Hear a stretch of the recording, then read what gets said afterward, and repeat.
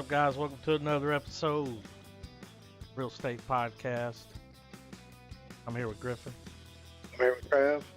And I'm here with Adam. Episode 180. 180 episodes, guys. I mean, it's a Christmas miracle. Yeah. I guess. Yeah. I don't know. What did we watch? Was this Trav's pick? Motherfucking Phantasm. Were you the one that dropped the clip, Trav? Or was it you, Griffin? I Or did you mentioned drop that. the reanimator thing and then we were talking about Phantasm? I dropped the reanimator thing, yeah. I don't know how Phantasm got brought in. I think Trav had brought it up. Or somebody, I don't know. Anyway. It don't matter. I mean, there is an episode. I guess I could find out, but yeah, never seen this before. It's been a very, very long time since I've seen this, and like in the 90s. No, it hasn't been Watch that this, long. okay. But it's just been, a couple of years. I'd say probably 8 years. Whoa.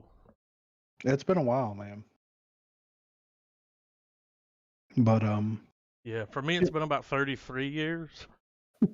well, it's one of those things. It's one of those movies, man, that everybody talks about. Like it shows up on those cult horror lists and all that shit, and it's just one of those films, man, that I had to watch, and that, in my teens, early 20s, and like just to see what all the hubbub was about. Yeah. Now I've seen the guy before. The tall man? Yeah, I've seen the pictures of him. Yeah. Like artwork or something. I mean, being creep. He's fucking creepy, dude. He is. I mean, but an effective creep, though, right? I mean, when you see this motherfucker, you're like, wait a second. Yeah. Puts off a vibe. Yeah, he puts off I'm gonna fucking squish you down and put you in a portal vibe. You know what I mean? Like, yeah. Space slaves. Space slave. They look like fucking those things from Star Wars. Yeah, they look like Jawas. Yeah. No big deal. Well, I mean, we got to start with the movie starting, right? Yeah. So it opens up with the dude banging a chick. Yeah. So you know that you're in for a good time. I know. I could tell. I could feel the year because there was tits in the movie. Yeah, right out of the gate. That's what I'm talking about. Mm-hmm. First 5 minutes of the movie, titties. Yep. No big deal. Titties and a knife. Yeah. She stabs. Set the tone. Yeah. For the next hour and a half. Yeah. It was really like an hour and 20 minutes. I mean, the credits were long. Yeah. But she stabs him. Then we go to a funeral. And we see, people talking, Yeah. We get introduced to Jody. Yeah. Can't forget about Reggie. And Reggie with his fucking skullet thing going on. Yeah. So then they didn't know what happened to the guy, right? Now, was that Jody's brother? The guy that died? Yeah. No, I think that was just like their buddies. Drummer. Yeah. their drummer or bass player, you know what I mean? So, that happens. They have the funeral, and then, it shows them all get together and talking, and, can't believe this happened. My parents died now. This dude died. Like, what? His name. Yeah, I mean, it don't matter. Victim 1. Yeah, victim 1 for sure. And then we cut to, Mike. Mike's creeping around. He's creeping around, got binoculars. Yeah, he's trying to see what's going on. And he sees the tall man walk out, pick up his casket. I was just like, oh, hell no. By himself. Manhandled it, dude. Well, never mind the fact that this motherfucker he strides everywhere he goes. Yeah. And that scene where he's walking up. Playing. That scene where he's walking up when dude's out there with the ice cream thing. Yeah. And the way he's doing that walk. Yeah, in slow motion. Yeah. It looked cool. It's always like clack, clack, clack. Yeah. No matter where he's walking. Yeah. Sounds like hardwood. He's got hardwood on the bottom of his shoes. See, I didn't know it, but Griffin, we were talking about it earlier, and this is like this guy's first movie. Yeah. Right? This is like his first. This was like, that's where he got his start. And yeah. you were saying they rented the stuff. Yeah, tell the thing. Yeah, what he did, Trav, was so they didn't own the camera equipment or anything to film it. So what they did was on a Friday, they would rent it, and then they would have Friday night, Saturday, and Sunday to film, and they'd have to return it on Monday, so they'd only get charged with 1 day's worth of filming. Same thing Kevin did on Clerks. Yeah. So, and then the mausoleum, or the funeral home, or it was whatever. Yeah. The way they made that was pretty cool. So they made it out of plywood, right? Mm-hmm. And then they took like linoleum and adhesived it to the plywood to give it that marble look. And that's why everything looks really clean. Yeah. And like really almost unnaturally consistent. I thought it was real. Yeah, well, it also fits in with the vibe of the movie as well. Because it's so creepy the way how perfect it is. You know what I mean? Mm-hmm. So it just added to the tension to me. But we get a little backstory here. The Jody and Mike's parents die, and Jody's been taking care of Mike, and Mike's afraid that Jody's gonna leave him and all this other stuff. He's having some separation anxiety issues because, Mike's only, 14, 13? Like right, and this motherfucker's like hauling ass in cars and just like shooting guns. Like, yeah, it was a different time. Yeah. So, but it's one of those things where, at one point in the movie, early on, he goes to like this fortune teller. When he puts his hand in that thing? Yeah. No and fear. She's like, yeah, no fear. It's, you're causing yourself the fear. Don't worry about it. It's fine, I thought we were going to see more on that, like the old lady and stuff. Yeah, you know what I mean? I was like, why? I expected them to go back to her at some point. To be like, what the fuck? Yeah, you got to help us. Because she was like weird too. She had that little thing on her forehead. Yeah. And the little girl's like, Grandma said, and it's like, ugh. Yeah. No fear. Yeah, it was. Yeah. And then like whenever he like puts his hand in the box, takes it out, gives the money, puts it on the box, and then it disappears, and he walks out. They're just like snickering and laughing and stuff, and it's like, what the fuck is going on here? I gotta say, the acting in this movie is exquisite. Oh yeah. But the funeral's about to start, sir. Yeah. Come here, boy. Oh, he just said, boy. Yeah. It was a little over the, but it fit it like. Yeah. It is the 70s. Plus, it's like none of these people have probably ever been in a movie. No. So, Yeah, so you got to think that like, really though, not terrible considering some of the things that like they put on fucking sci-fi on a weekly basis. I wasn't like, well, I saw an overview of the way the series goes on a little bit, and apparently this shit just gets off the rails. Yeah. Yeah. Like him busting the shotgun shell on the door off the rails. Well, just the whole series of films, like never. Yeah, the movie goes off the rails. Yeah, that was ridiculous. Yeah, little MacGyver here. But like, just to give you this idea, because this doesn't necessarily spoil much, if anything. But the last film in the series came out in 2016. There was one. Okay, yeah. And it says in the series finale, Reggie continues in his quest to stop the evil, dimension-hopping schemes of the Tall Man and his armada of killer Sentinel spheres. This time, the fight becomes a multi-dimensional battle across an alien planet, multiple timelines, and altered realities, where the fate of Earth is on the line. I mean, yeah, I mean, I'm down, like I only watched the first one. You know what I mean? I'm gonna check Yeah. it out.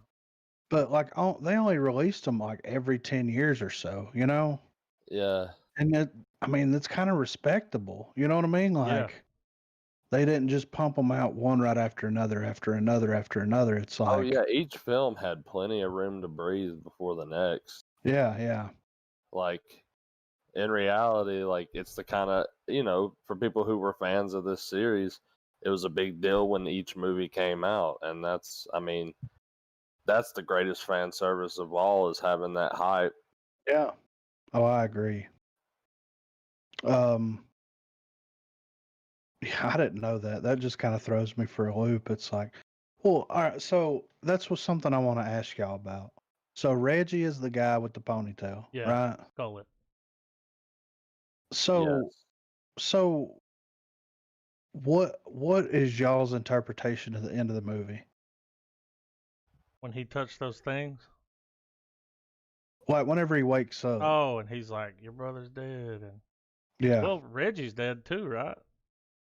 Well, that's the thing, though. So all that, like, if the movies keep going on and on, then the shit happened, right? Yeah. I mean, Well, but that's the question, though. Like, did it? Because like the people, all right. So a lot of people seem to think that the whole movie was a dream.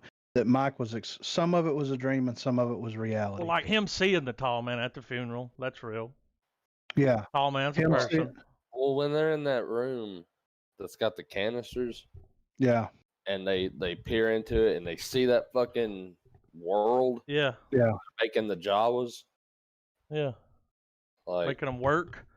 Yeah. And Yeah, according to that picture, the tall man's been there for what, hundreds of years? Yeah. At least Yeah. a couple hundred. So they've been doing this ever since then.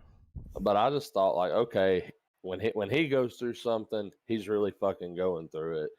So when he grabbed the kid, like when the movie went off, my first thought was like, okay, I could see why some people like this is only for like it's a cult film, because it's a movie where the bad guy wins. He, like, the last shot of the film is him getting the dude. Like, he got you.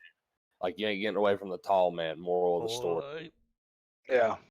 So I thought he got him for real, and I was just like, okay. And then in my mind too, I was like, there are sequels, so like, okay, Yeah. like this is a cliffhanger. Yeah. Well, but the way that I kind of interpreted it was, I felt like him waking up in the bed and going in there and talking to Reggie, that was the dream. Because every time the tall man gets him, he's in a dream. Mm-hmm. Like the first time that he dreams and he's in that bed in the cemetery and the tall man's over him and those things come out of the ground and grab him and start, shaking the bed and everything. So a lot of people online were like, well, the whole thing's a dream. Mm-hmm. And it's got some reality mixed in there, but you really have to like figure out like the stuff with him and Mike or him and Jody interacting was all a dream. Mm-hmm. And then that's like he's coping when his brother passed away. Right. Yeah. But the way that I see it is like him waking up and the tall man getting him. That was the dream. Yeah, at the end? Yeah. Yeah. I felt he's like probably that was, still in the dream. Yeah. You know what I mean? According to the wiki, it says dreams and surrealism are also an important part of Phantasm. Mark Savlov of the Austin Chronicle compares Phantasm to the works of Alejandro Jodorowsky. I know I'm mispronouncing this. I want to say we watched one of his. That name sounds familiar. I'm looking pretty quickly here. Filmography. Go. He did Tusk, The Holy Mountain, Some of these movies we haven't watched any of these movies. But I think we've talked about him before, like Yeah, compared like to other movies. The name sounds familiar. He's someone that gets brought up a lot. Yeah. Anytime you're on some sort of film thing, but going back to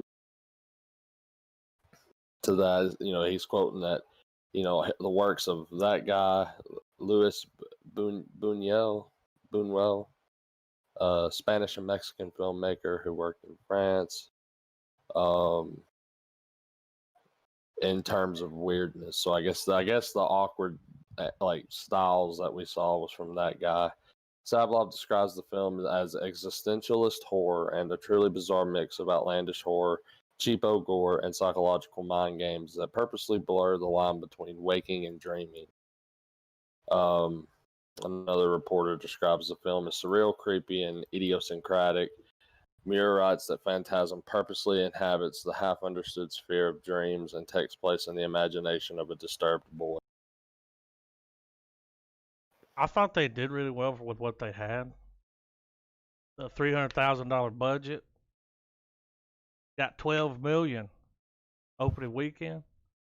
That's a hit, dude. I mean, that's and was able to go on and build a career off of it. I'm telling you, this guy, he goes to like the cons, takes pictures. Yeah. Wrote and directed Bubba Hotep. I'm down with him, Yeah. But it was cool to see someone's like, it's like it's their first movie, and yeah, he got his comeuppance. Yeah, and it wasn't like, because it'd be like us if we made something. It would be rough around the edges. It's your first thing. You get it ready, but I do want to watch the rest of them at some point. Oh yeah, just knowing that it goes on. When they look through the portal thing and it's like another planet and they're shrinking these people down. That was one of the funniest shit when he was like, when I look through there, he's like, they're slaves and they shrink them down because of the gravity and the heat. And fucking Reggie snapped his fingers and said, "Yeah, that's right," And it's like, come on, dude, and then this one, no, dude, when he was sitting in that phone booth and he's like, "Reggie, we got one." Bring the truck.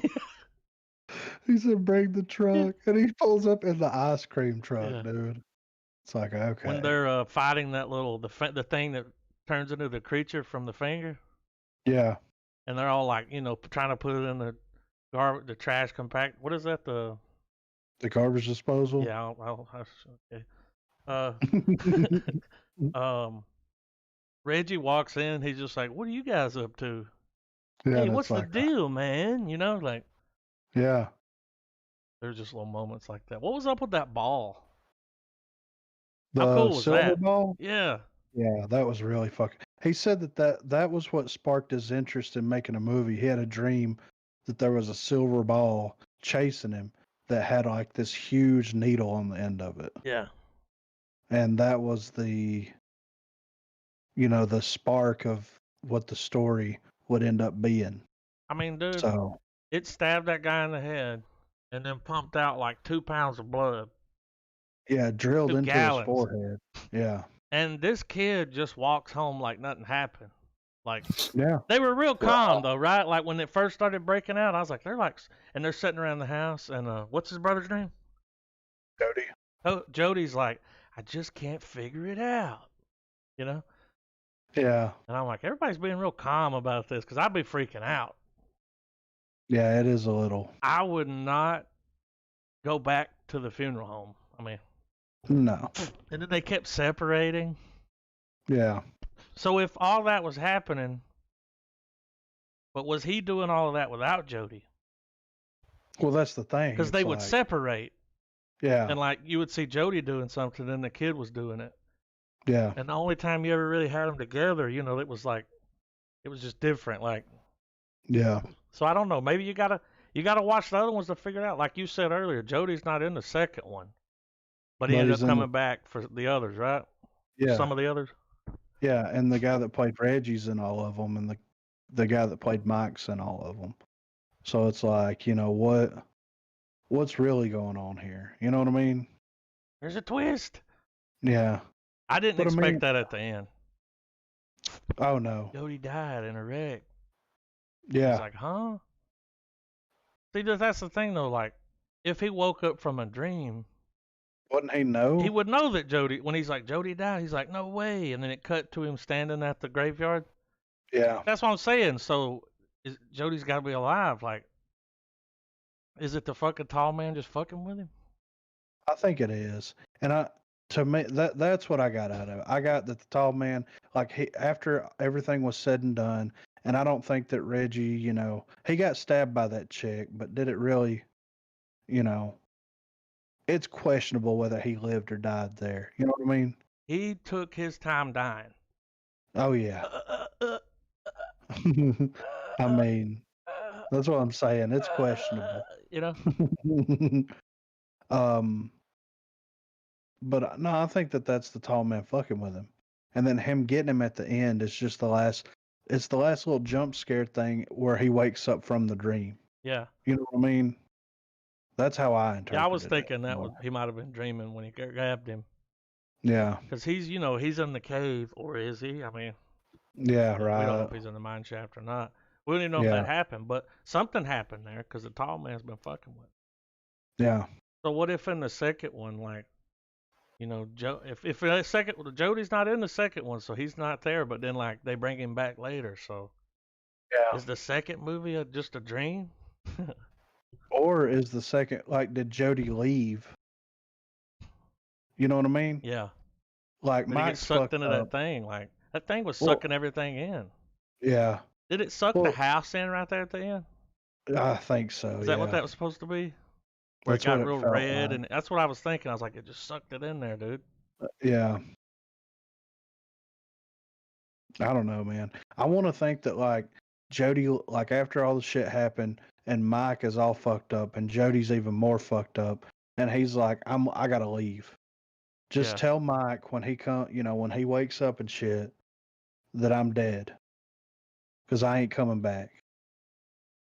Or something like that. I mean, because who knows? Yeah, right. I mean, not bad for somebody's first story, dude. No, I didn't expect that sci-fi shit to kick in. Yeah, he got real sci-fi, right? I didn't expect that at all. No. What about when he chopped his fingers off? That was awesome.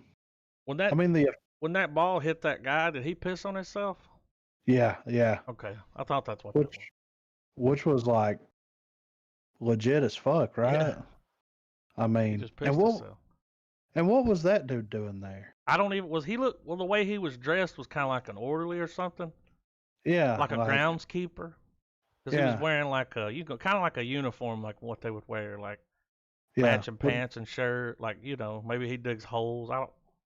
You think he was helping the tall man? Well, he definitely worked there. I mean, but he wasn't one of them because he had blood. Yeah. They had that yellow fucking goop. Pus. Yeah. Tall man puss. Tall man puss. But no, it's not bad at all, man. I really enjoyed it. I think I enjoyed it more this time than I did the first time I watched it. Because I mean, Yeah. You picking up on more, you know. And you're doing it for the pod, so you're really watching it. Oh yeah, for sure, I was right in there, dude, because I'm like, where's this going? So was the lady in lavender, was that the tall man too? Yeah. Okay, because I saw him like changing, where it was showing her face and his and her face and his, and I'm like, ooh, the tall man fucked some people. Yeah. Tall man had a nice rack though. He knew what was up to get him to come in. Yeah. It was Jody was trying to bang her in the graveyard, right? Yeah, he had his pants down. Yeah. And that's when Mike starts getting chased by those Jawa things. Yeah. And he's like, what the fuck was that? So no, I mean it's not a bad little film. Nah. And I understand why it's like a cult classic and all that stuff, because it's out there, it's crazy, but in a good way. Yeah. Yeah, I'm interested to see the rest of them. Oh yeah. Because the guy, he did every one of them. Yeah. Wrote and directed. And I think the tall man passed away not too long ago because I saw in that sound clip people were saying R.I.P. Yeah. Yeah, he So, died in 2016, dude. That's when they did the last movie. He at was able least to do they, one more. yeah, at least they finished it out, you know. When they were in the car and then things got in there, he was like, "You need to go," Yeah. and they're like, Yeah. "What's happening?" You know? Yeah, and then they got fucking picked up. Yeah. Let me ask He's y'all like, this. All right. Whenever Mike was in the back of the hearse, tall Mhm. man's driving. Why didn't he shoot him in Why the didn't back he of the shoot head? the fucking tall man, dude? I don't know. I guess because he figured the car was gonna wreck.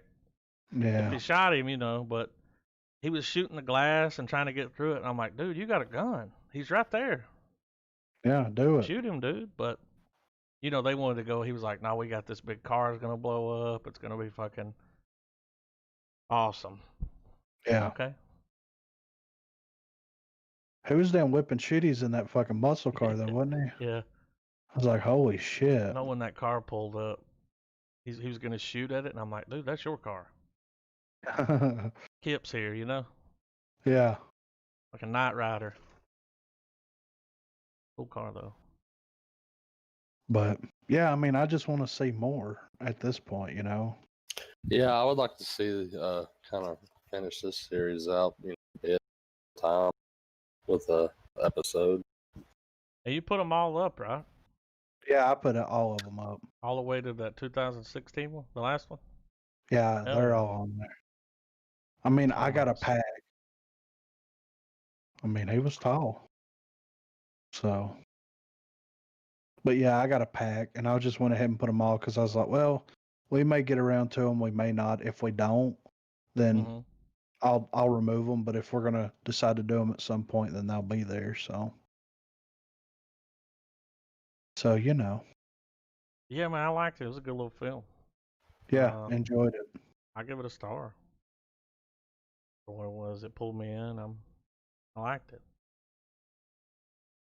Yeah, I'm gonna give it a star as well. I mean, just the way they filmed it and what they were able to do on such a small budget. There was some pretty cool shots. Yes, there The shot where was. they're in the car and the ice cream truck's flipped over. Yeah, You know, with the lights, you know, and they kind of had like a little bit of fog going on. yeah, The stuff they do inside the funeral home, like the yeah, long shots of that room with the tall man at the end. yeah, They had it mapped out like where they would get him to stand there and put the light shining up on him, so you get that yeah, shadow around him, kinda. yeah. Some cool shots. A lot of good ideas. Not bad for somebody's first movie, man. Not bad at No, all. not at all. Yeah, I'm giving it a star as well. Yeah, I'll give it a star. I'll give it a sphere. Yeah. Oh, he has 3 spheres. He gets a sphere. Yeah, it was good. It was a silly, crazy, off the fucking rails. I mean, it's a different type of horror movie. It You was know what I very mean? different. And that's what made it. Yeah. And it really pulls you in that first one because you're like, why is he sending them there? What are they doing? What's happening? Like, there's no answers to anything. You know what I mean? But I kind of want answers now. Yeah. So they said that the first cut of this film that he made was 3 hours long. Whoa. And he was like, no, I got to cut it down a little I bit. mean, he cut half of it. Yeah. So is there a 3 hour cut somewhere? I don't know, man, because it would have been on film. Yeah. Well, they said that they found some footage, but they couldn't find enough to. Yeah. Yeah. They should leave it like that. Like, instead of just trying to change it or add something in, like, yeah, that's the cut he put out, and it was enough. I could see where some stuff, like, you could tell some stuff had been removed, maybe in some spots. Yeah. But he was trying to get that pacing. Yeah. And the pacing wasn't bad, man. No, it was not bad at all. I thought it was going to be kind of like real slow. Yeah. But they, you know, yeah. Yeah, man. 3 spheres, man. Phantasm. Loved it. I can't wait to watch the rest of them. Hell yeah. How many total? 6. 6 of them? Hold on, I'll tell you.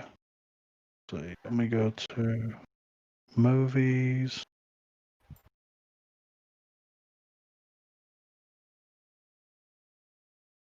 Come on. So 1, 2, 3, 4, 5.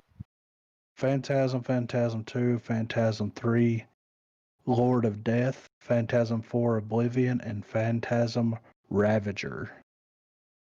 All the remastered Blu-rays, by the way. Yeah, it looked good. So you know he be legit. Oh, and as you click on the other movies, the budget goes up. Good. Yeah. Good.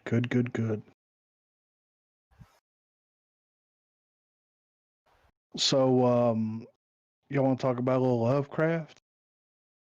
Yeah. Mm-hmm. So, we find out last week that, Birthright, whatever the fuck this dude's name is, has some pages somewhere. Mm-hmm. And, so guess what we're doing in this episode, guys? Fucking Indiana Brother Jones. Yeah, that's exactly what it was, right? Yeah. So we do get a scene towards the beginning of the episode to where that chick, the blonde-headed, blue-eyed chick, shows up at Smollett's house. Yeah. Letty, ain't that her name? Yeah. Shows up at Letty's house and she's like, I need to come inside, and she tries to go in, but she's denied because she's got that blood. Mm-hmm. She's like, who helped you with this? Yeah, it's like, She's don't worry like, about it. bitch, get out of here. Yeah. Said that she needs to go in there and get that. What the fuck did they call that thing? The little thing with the planets and thing. What was it? Some kind of. I don't remember what they I forgot what they call it, but it's like a little planet model thing. Yeah. And she was on the phone asking her dad, uncle's wife. Yeah. She was asking her dad what solar system had 2 suns. Yeah. Because that it's not our solar system that she's looking at. It's a different one. Yeah. So, and she's got it. So the aunt has the thing. Yeah. So that's where it's at. It's in uncle's shop. Yeah. And then she's freaking out. Letty's freaking out because, this crazy bitch showed up at her house. So she's looking for Atticus, and she rolls up to the library, and he's in there, and he's got like 18 books. He's doing some research. They have an argument, per usual. You know what I'm saying? Got a fight. Yeah. She's like, you were going to leave, and he's like, but I didn't. I tried to kill that bitch, but I couldn't pull the trigger, and all this crazy shit. Got the spell on, and I'm trying to get these pages, protect us. Yeah. Hey, whenever the Blue Eyes came to the house, she finds out that she's the one that paid for it, too. Yeah, yeah. She bought the house because she told her, she said, you can keep the house. Yeah, I just need the... Yeah. Whatever it is. Yeah, the thing. Time machine. At this point. Yeah, and we find out... It has something to do with, right? Yeah, we find out, so the sheriff in this area is part of the Brotherhood or he's whatever. That chapter in Chicago. Yeah. And that they need that thing for time machine purposes. Yeah. I got a question about this. Okay. Who was in that room? Which room? When she goes over there and looks through the little like blind things. Yeah. There's somebody in there like moaning, or if they've been beat up, or like who is that? Like that was in there for a reason. Yeah. You know what I mean? Like who's in that room? I mean, I don't know. I have no idea, but yeah. when I was watching, I'm like, who's that? Why are they showing us that? Like, yeah. I really have no idea who the fuck that would be. But anyway, so they decide, they're like, well, we got to go to Chicago, right? No, they're from Chicago. They're going to Philly, I think, right? They're going Boston. to Philly, yeah. Or they're going somewhere like that.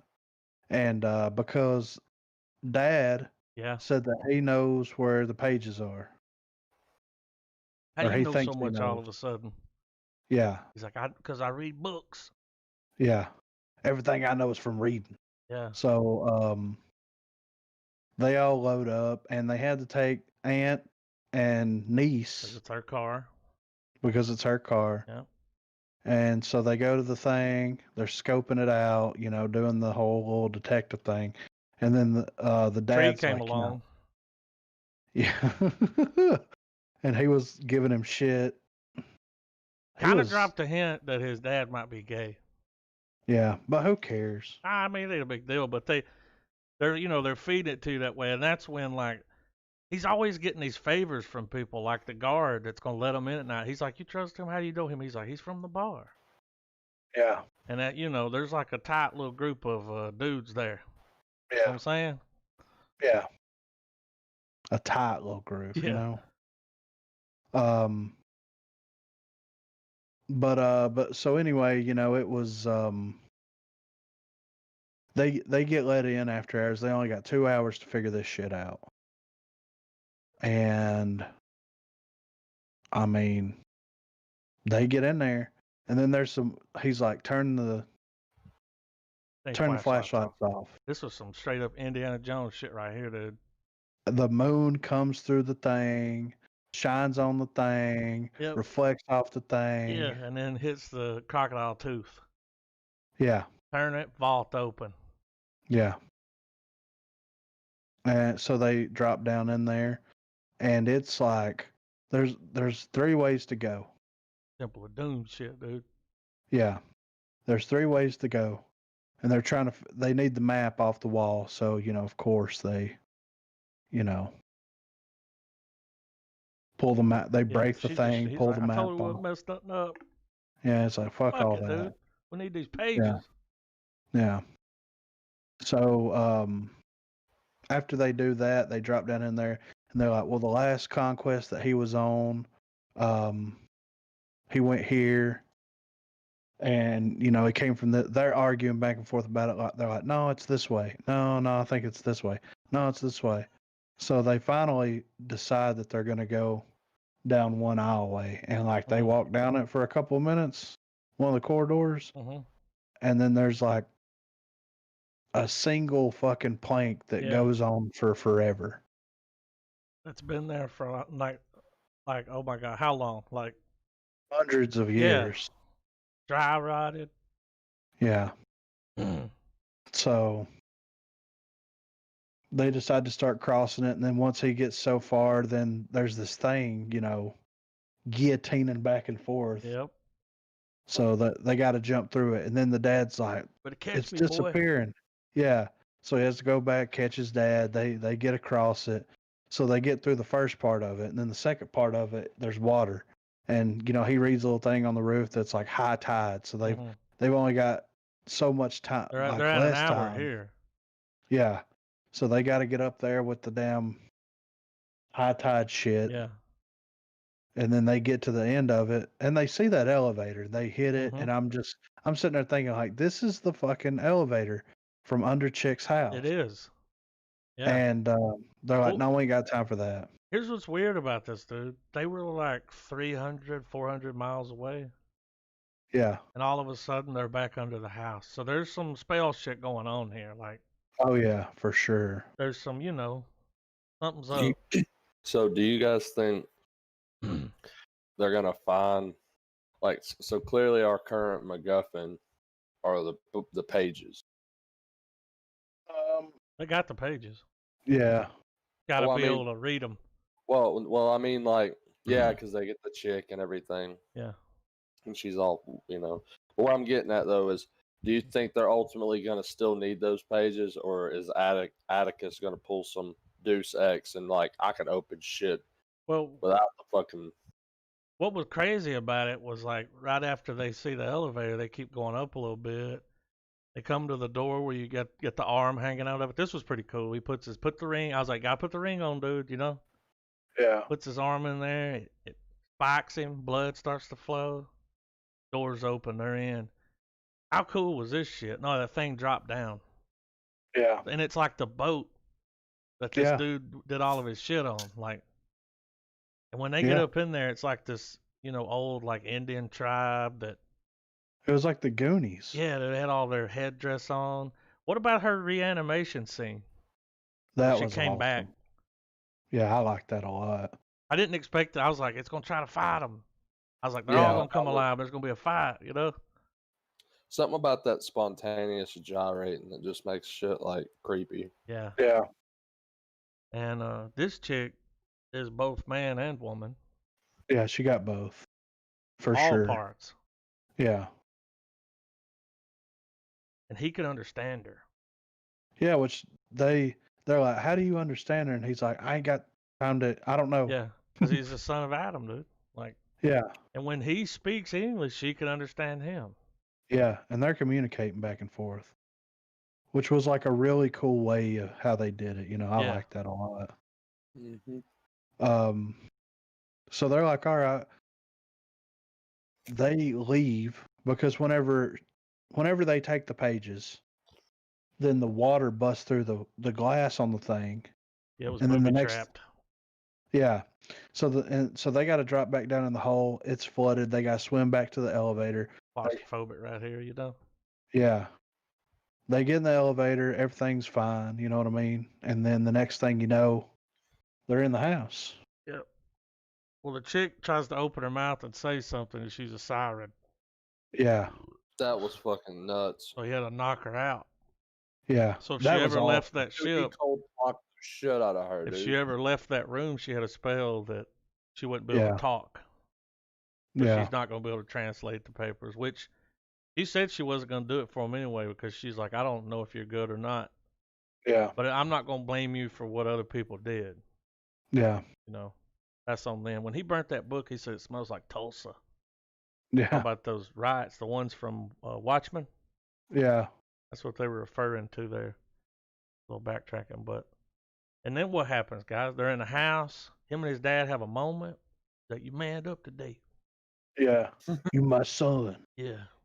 You did it pretty good, even if I was your father. And then some weird shit happens.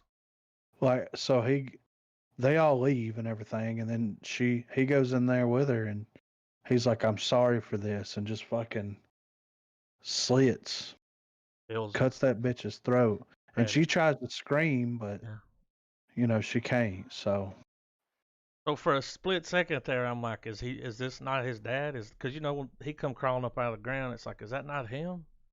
It's like this whole time he's been against them doing it, but it is him because he said he was sorry. Yeah. If it wasn't, like if it was someone else in his body, he wouldn't have said that. I'm sorry. But if it's something pure evil, though, it'll still do whatever it needs. Well, he's trying to. He does not want them to like unlock this shit for some reason. What else was in that book, man? Yeah, he's the only one that knows. Yeah. He knows something, and that he went that far to cut her throat. You think it's gonna be our big boy Cthulhu? Like they had to trap him. I don't know, man. Something like that. The monsters, like it'll unlock, unleash monsters. Yeah. Or the big one. Yeah. Yeah. Well, this is something that I was throwing at Adam the other night, and I'm going to run it past you, Trav, and see what you think. So, do you remember, like, in earlier episodes, they kept referring to Atticus's mom as being the one that passed the blood down to Atticus of being from that, family, right? What if it's not the mom? What if it's his dad? Like he was a son? Yeah, like what if the dad was one of the sons that could do all this? They got him and carried him over there, and he wasn't strong enough to open the portal to Eden like they were wanting to. So they like, well, you got a son, and he is like the perfect specimen to make this happen. Or here too, like he knows what they're trying to do because he's so against it now too. Like he did all of his research before he went there. He checked out every one of those books he was reading in. He is adamantly against it. Yeah, and that's before he went there. So when they got him there, they locked him up and put him down there. Maybe he just wouldn't do it for him. He's like, no, I'm not doing it. You have to kill me. Yeah. And they're like, well, because The woman that you see in the portal, so that could be his mother. You know, the father's mother, or because he's about old enough to, you know, be close to that, I think, or maybe, you know, maybe his grandmother. Yeah. Because when dude's looking at her, he's like, "That's my grandmother" or something. It's like, well, you know, kinda. Yeah. But I see what you're saying. What does he know? But that's the thing. I'm sure you've nailed it. That it is some sort of revelation to do with his parentage. Yeah, well, they're just so quick to be like, it's the mom, it's the mom, it's the mom, and it's like, well, but what if it's not though? What if it's the dad? Yeah. And the dad is trying to do everything because the dad knows that, like, either if his son gets too powerful or if there's, you know, if they get a hold of him or anything like that, that it is going to fuck everything up, right? Well, like, here's the thing: you don't want anyone to have those pages. Yeah. If those get in the wrong hands and they can read it and do spells, like, you know, that could just end game for everybody. As Atticus slowly starts learning more little things that he can do, I wonder if it's just like when he gets to a certain point, whether he's good intent or bad, like power is going to overtake him, and he's just going to do the bidding of the fucking old ones. Yeah. Like they're going to use him as like a conduit. Kinda. Yeah. I could see that. But he knows. He knows, like, if I let my son go through with all this shit, it's going to fuck him up. So, granted, for anyone that's listening, we have not read this book, so we don't know. No. So there could be people just laughing at just the absurdity of our guesses here. Yeah. But I do know from remember back when we watched like the breakdown of like first episode or the second one where they were talking about it. Yeah. And the guy said in the book, there's not a daughter, there's a son, Caleb. You know, the blue-eyed girl. But in the story here, and apparently Uncle George is like not dead that early, you know. So they really they changed shit up big time.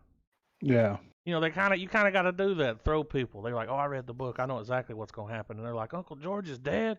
I did see on IMDb that Uncle George was in 6 episodes. We've only seen 2 with him in it. Yeah.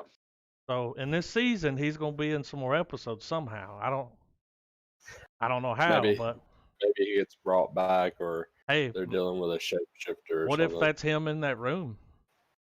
Yeah. At that cop. What if that's him in there somehow? I mean, I don't know how that would happen, but yeah. I mean, somebody was in there that's got something to do with the story. I mean, we don't actually see him die. We didn't see him bury it. No. Like, you know. And we didn't see him bury him, or we don't know where they buried him, or. Yeah. I'm sure. I mean, he's got to come back as some sort of form, because considering what the source material was influenced by, we're dealing with entities that, for all intents and purposes, have no definition of what they look like. Right. I mean, it's cosmic horror, so it's looking at something just completely unfathomable, and it just fucking wrecks your shit. Yeah. I could see, for the sake of saving a buck on CGI, trying to come up with some weird shit where they would just have it, them, whatever, look like him, to like be like, "Hey, we're about to do this. Right. You ain't stopping it." Some shit. Well, like the thing with the sister that I was getting around to there, the blue eyes. I can't remember her name. You never see her and the guy on the screen at the same time. Even when she's coming into town, she's alone. Right. When they were in the house, I think she's got some kind of shape-shifting thing she can do. Because, you know, in that family, being a woman's like when they were having their dinners and stuff, she wasn't there, but the guy version was. Yeah. And then that thing on his chest. They're hardcore. It's like, what is that? Like, original sin level punishment. Well, he straight told her. He said, "I know you're not in the group. I know I didn't miss your fucking when they fucking let you in, because I don't know. She just walked around the corner, dude, and then he came right out, went over there and kicked their ass. Yeah. And then said he had a date. Yeah, so she couldn't get into the house. She tried to go visit Molette and try to do the whole "I'm a woman too" thing. She tried to play that card, like you don't know what my family's done to me just because I'm a woman, And that shit didn't work. So now she could be coming in as the guy to get close to the sister. Now, what's he gonna offer the sister? Because he kept saying, "I can offer you something." Job. She wants offered her something. Yeah. No, that job. Like she wanted to work. She wants to work at Macy's or whatever the fuck it is, so bad she can't fucking stand it. You know what I mean? So I think it's that deal where it's like, I'll get you this job, and then but here's the thing, though, dude. These people, we already know they do magic. Yeah. What's the only way she's gonna get a job there? If she's white. Yeah. So can you they think do that?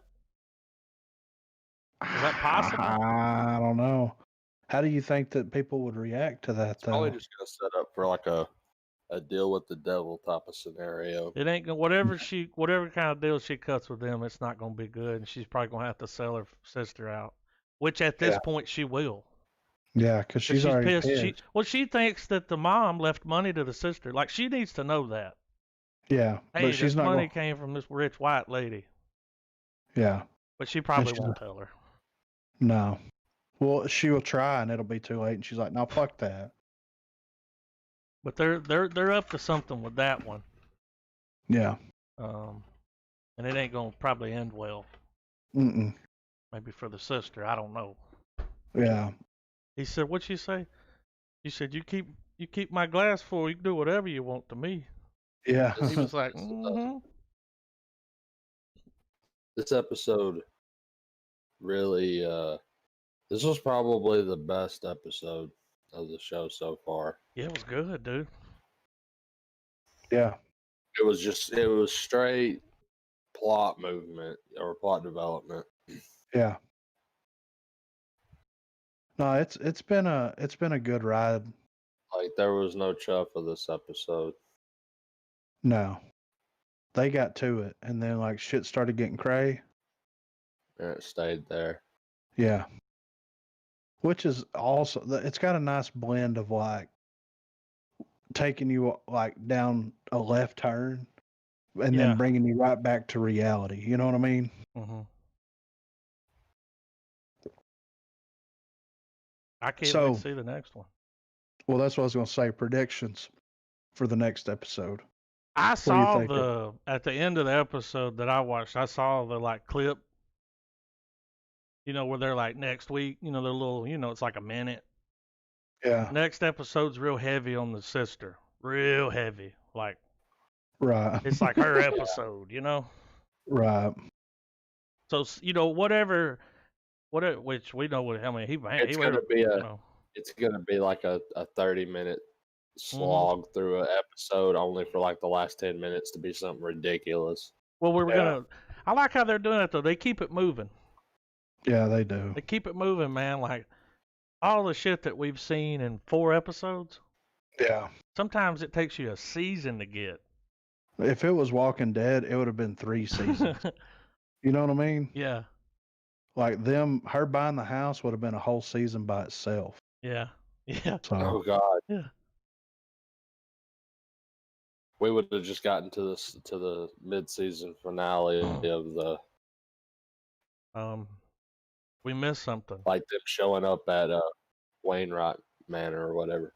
When the aunt and the little girl were on their way back, little girl had that map that they used to go out, that got Uncle George killed. Yeah. They're turning around and they're going to look for it. She wants answers. Yeah.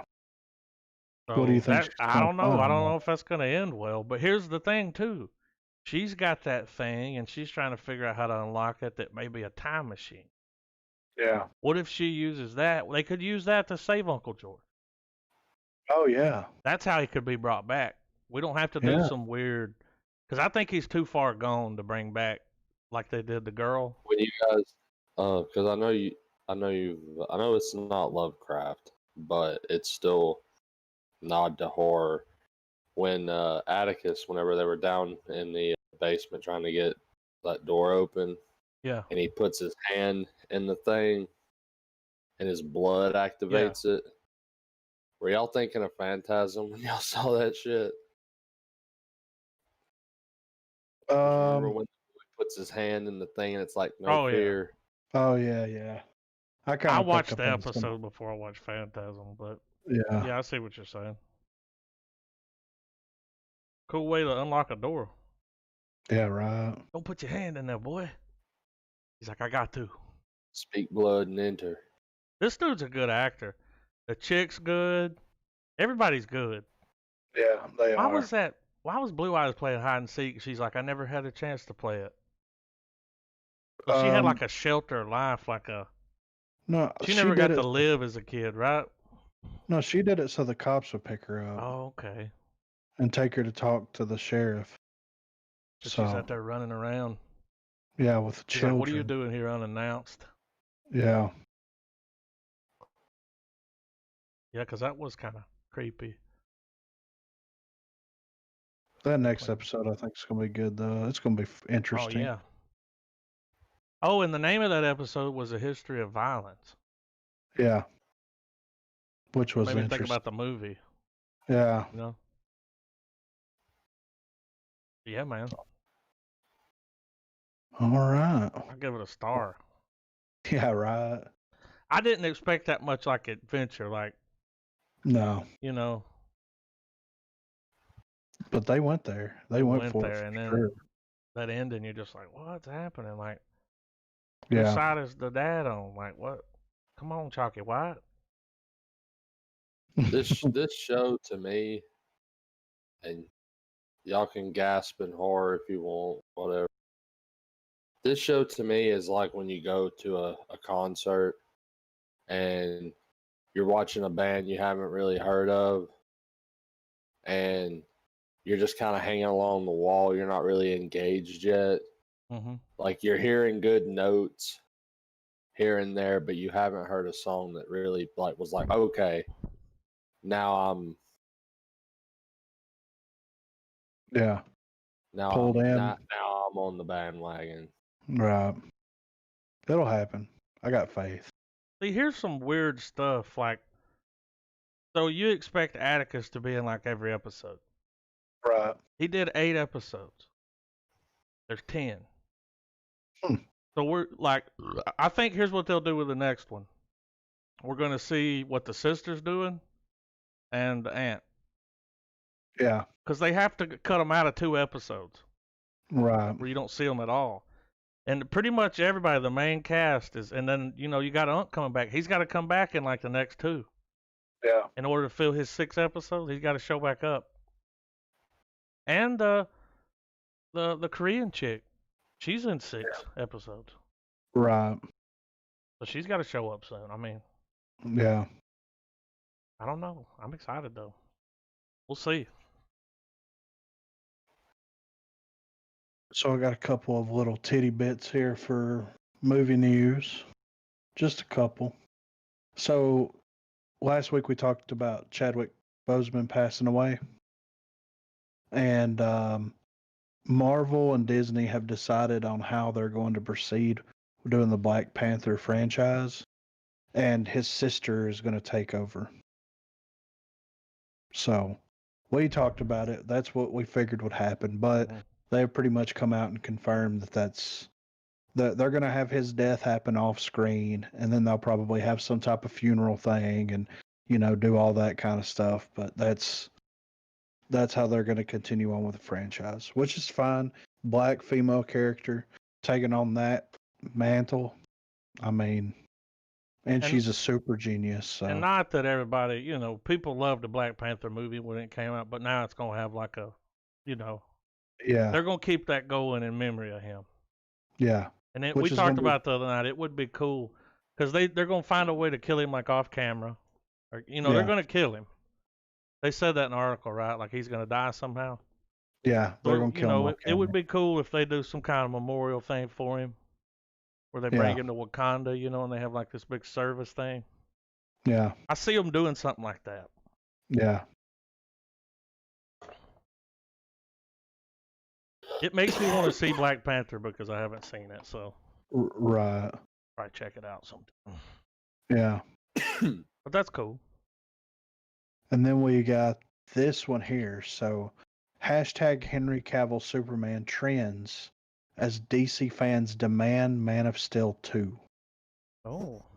So here it says, this past year has seen some unexpected surprises emerge from the world of DC, with the announcement that the franchise will be leaning into the idea of a multiverse, as well as the confirmation that both Affleck and Michael Keaton will be reprising roles as Batman in the upcoming Flash movie. Superman fans have now taken to social media to ask Warner Brothers to do the right thing and bring Henry Cavill back as the Man of Steel, with hashtag Henry Cavill Superman now trending. It appears that quite a few DC fans desperately want Man of Steel 2 to happen. I already know how we feel. Yeah. It says here, many fans feel that, particularly in the current climate, that a hopeful Superman movie starring Henry Cavill is exactly what everyone needs. A lot of Superman fans are simply shocked that despite the perfect casting of Cavill, there are no plans for Man of Steel 2. According to many, not only do audience deserve to see Cavill's return as the Man of Steel, but the actor deserves it too. While fans cannot wait to see Cavill take to the skies again in the Snyder Cut, it's no substitute for solo Superman. With all the surprising announcements coming out of DC fandom, fans have been left baffled that there is no future for Superman, particularly when a lot of the pieces are already in place. And then it goes on and on. So we've already made our piece, and yes, they need to bring him back. I mean, why not? Well, here's what I don't want them to do. In like another couple of years, be like, all right, new Superman. Yeah, I know. When they could just let him come back and do it, because he was a good Superman, dude. It was perfect. We've already got all that backstory. We don't have to start over again. I don't have to see his dad die again. Like, yeah, we've got it. We're good. We also have some other Cavill news here. We were talking about this earlier, Trav. So there is a AI casting program, right? That they decided that they were going to figure out who should take over the mantle of James Bond once Daniel Craig is out, right? So it says here that according to the first ever AI-assisted casting program, The Witcher and Justice League star Henry Cavill is the right man to be the next James Bond. So here it says Idris Elba, 90.9%, Richard Armitage, 92%, Henry Cavill, 92.3%. The AI-assisted program compared different actors' attributes against Bond's attributes in order to best assess who would be the perfect choice to follow in Craig's footsteps. This was then expanded to include international stars and resulted in The Boys and Dread actor Carl Urban topping the list at a whopping 96.7%, putting him ahead of even Henry Cavill. Right behind Urban, the casting robot chose Avengers Endgame star Chris Evans, followed by Will Smith. In the name of curiosity and exploring all possibilities, the Bond Seeker 3000 then considered female actors, with the Mandalorian star Gina Carano topping the list with a 97.3%, followed by Katie Sackhoff, and finally Angelina Jolie. So I just think it's funny that there's an AI program that can like look at what James Bond needs. There's an app for that. Yeah, exactly. So I'm down with Cavill, dude. That'd be great. I think he could do a good James Bond. He's already got the British accent. Like, yeah. Come on. What's funny is how everyone wanted it to be Idris Elba. Yeah. And even the bot was like, he can meet it. Yeah. He's acceptable. You know what I mean? That's the thing, though. Will Cavill have time because of all the Superman stuff? Well, that's the thing. Like if they don't do Man of Steel, and once Yeah. they get all these reshoots and stuff done, I mean, he's doing The Witcher, but Yeah, he that's still right. has time. Well, He like would once you do a Bond movie, you're gonna be locked down for a few. at least like 5 films, Yeah. I would say. So, you know, I think he'd be a good um, Bond. I think you would too. I mean, look, the dude is fucking incredible. He was a Yeah. great Superman. Everything I've seen him in, he's great. So why not? I mean, he would be. I would rather. This is my opinion. I would rather them cast Idris Elba Hmm. first. Yeah. But if he's unable to do it for whatever reason, then they should go with Cavill. Yeah.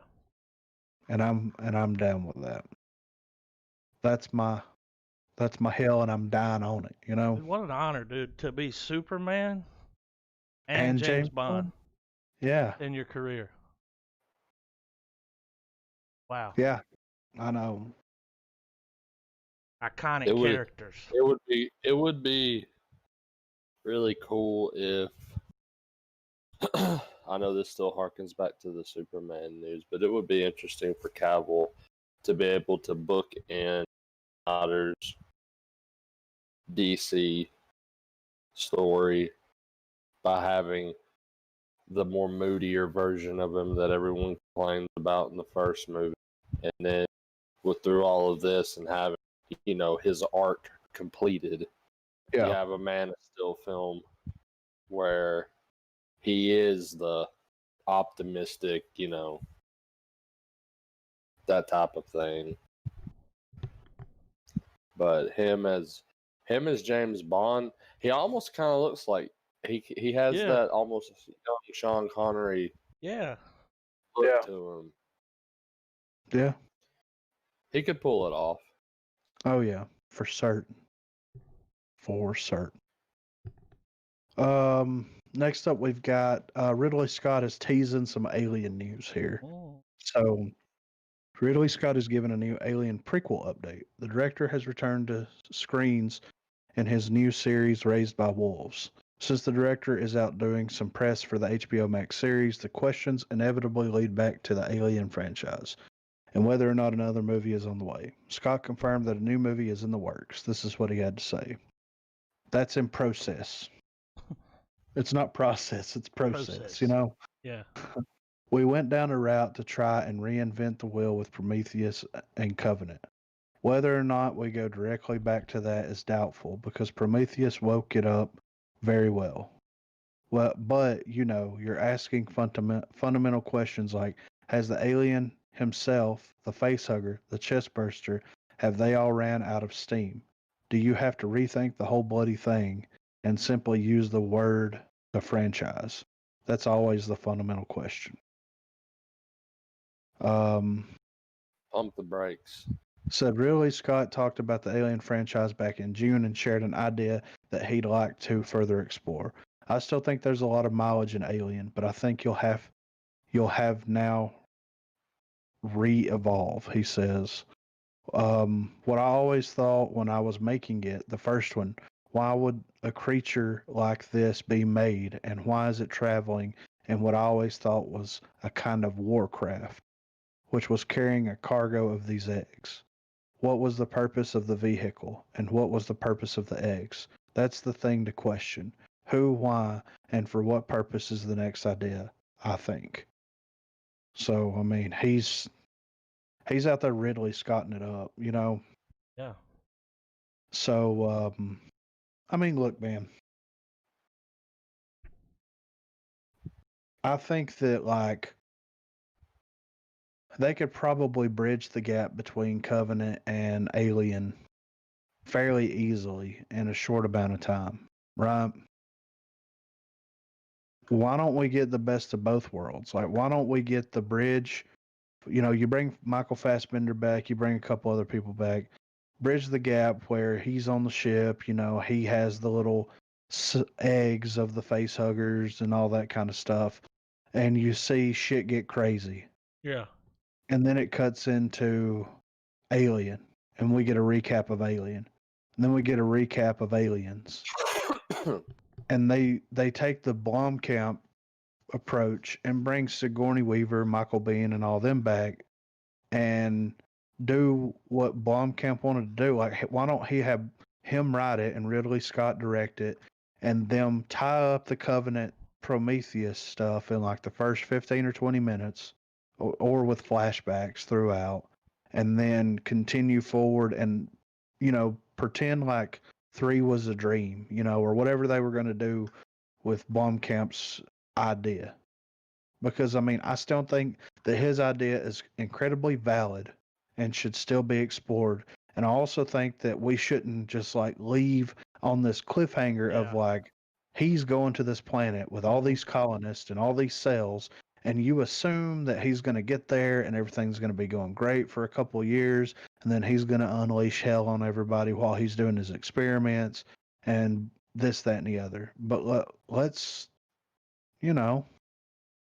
make it happen. Don't let the franchise die, man. No. And they can work together because, like, you're not doing an Alien movie without Scott. Not at this point, no. Nah, he's still alive, so. Yeah. But that would be great if they let those two work together. Yeah, and hell, bring fucking Cameron in to produce. You know what I mean? Yeah. Just let him come, because like Aliens took it to the next level. Aliens set the foundation. Aliens took it to the next level. Covenant reinvented it, or Prometheus reinvented it. Covenant took the reinvention to the next level. It's like, let's go to the next thing. Let's end the characters the way that they should. Let's pretend like fucking Resurrection never existed and Alien 3 never existed, and use Aliens as a jumping off point for the next film. And in the meantime, wrap up the stuff from the other ones, and it's perfect. Like, you'll close the book on everything and then let it breathe for several years. You know what I mean? Mm-hmm. Before you attempt to do something else. Do you think they fucked up when they brought in Damon, and when he got the script, he was like, "Oh no, we gotta split this up," because it was all the shit was just gonna be in one movie. He was like, "No, we gotta split this up." And then, like, hey, I liked Prometheus when it came out. Yeah. But a lot of people didn't. Oh yeah. But I was just looking at it as like, well, it's just setting you up, dude. Hey, we just got all this backstory. We're seeing some stuff. Like, think about it. Prometheus was like the Batman v Superman of the Alien universe. Mm-hmm. A lot of people shit on it, but we all saw the potential there of what's going to come. And it's like, normal moviegoers are fucking stupid. I think we can all agree on that. So if they don't get it, then it's not for them. Let them vote with their dollar. Yeah. But people that actually care about the franchise, keep doing what you're doing. Want to see the next one. Yeah. Just keep doing. Yeah. Keep doing what you're doing. Like, what movie was that where at the end he flies off? That was Covenant. Okay. And it's like, come on, let's go. Where we going? Yeah. I'm ready for more. Yeah. So, last thing we have here is Jason Statham. Mm-hmm. Guy Ritchie reunite for Five Eyes action spy thriller. Uh-oh. Having launched their careers together with the crime comedy caper Lock, Stock, and Two Smoking Barrels, that me and Adam did commentary for. So if you're interested, go back and. So anyway, I don't remember what episode. It's there. Yeah, Guy Ritchie and Jason Statham are teaming up again for the spy thriller Five Eyes. Project is being developed under Miramax, with principal photography set to commence in Europe in October. Five Eyes finds Jason Statham in typical gruff-talking action hero territory as the character Orson Fortune. If that's not a Guy Ritchie fucking name, I don't know. Yeah, Orson Fortune. An M16 guns and steel agent who is recruited by Global Intelligence Alliance Five Eyes to track down and stop the sale of a deadly new weapons technology that threatens to disrupt the world order. reluctantly crouched at the starting line. No, reluctantly paired with CIA high-tech expert Sarah Fidel, Fortune sets off on a globe-trotting mission where he will have to use all of his charm, ingenuousness, I don't know how to pronounce, and stealth to track down and infiltrate billionaire arms broker Greg Simmons. So The movie sounds like the perfect combination of odd couple banter and explosive fist-throwing action that audiences all know Statham can do in his sleep. There is no word yet on who will be joining Statham as the CIA's Sarah Fidel. You know who they should cast? Who? As like a villain? No, as his partner. Who? They should cast the chick from Doctor Who. The Doctor? No. The one the companion that was stuck in the Dalek. Jada Louise? Coleman? Yes. Yeah. I mean, why, good. dude? She's funny. Yeah, she's quick. She's pretty. Yeah. She's. Yeah. Anyway. So, but Guy Ritchie's making a Bond movie, kind of. Yeah, pretty much. A little bit. But it's going to be like over the top, Statham. Yeah, Statham. And it's going to be Guy Ritchie's like quick humor, and all that good stuff. So it's like the perfect combination. It's going to be James Bond, if James Bond was a complete asshole. Yeah. But quick on his feet with the remarks. And Cockney. Yeah. Oi. Yeah. What happened here? Fucking bullets here, eat it. Yeah. it. So. Yeah, I'm down to watch that. Yeah, I mean, anything Guy Ritchie does that is not like a pre-established property, I'm down to watch. Yeah, like coming off of The Gentleman. How good was that? Dude. Though? Yeah. How good was fucking James Bond and The Gentleman? Yeah. Everybody was right. Good. Yeah. Great movie. His name is Fuck. I'll never forget that for the rest of my life. His name is Fuck. It's spelled like fuck, but it's pronounced Fuck. It's like, all right. So that's all the movie news. There's a lot of people talking about James Bond and Marvel and DC stuff, but nothing like, the only other thing that I saw was like Johnny Depp, I think it was in talks to play multiple roles in Marvel, in a Marvel project. So I don't know what the fuck that'll be, but I also saw where people were saying that he called Robert Downey and begged him for a role in Sherlock Holmes. Yeah. I don't think that's true. I think he hit him up and was like, hey, like he's been on some rough times here lately, luckily, winning his court case. Turns out shit was a lie. New shit came to light. Yeah. But he almost got blacklisted there. Yeah, I know. Like they kicked him off that movie and everything. Yeah. But with it being Disney, they were like, we can't have both of them. Yeah. And she's involved in the movies, so. But I have heard that he's in talks to do something with that Sherlock Holmes shit that Robert Downey's involved with because they still have more Sherlock in the pipeline. Okay. Maybe play a villain. I'm cool with that. Something like that. Yeah. The only other thing I saw was that and what's Aquaman's name? Jason Momoa is one of the first people to come forward and back up the guy that plays Cyborg on the allegations that Joss Whedon was a dick.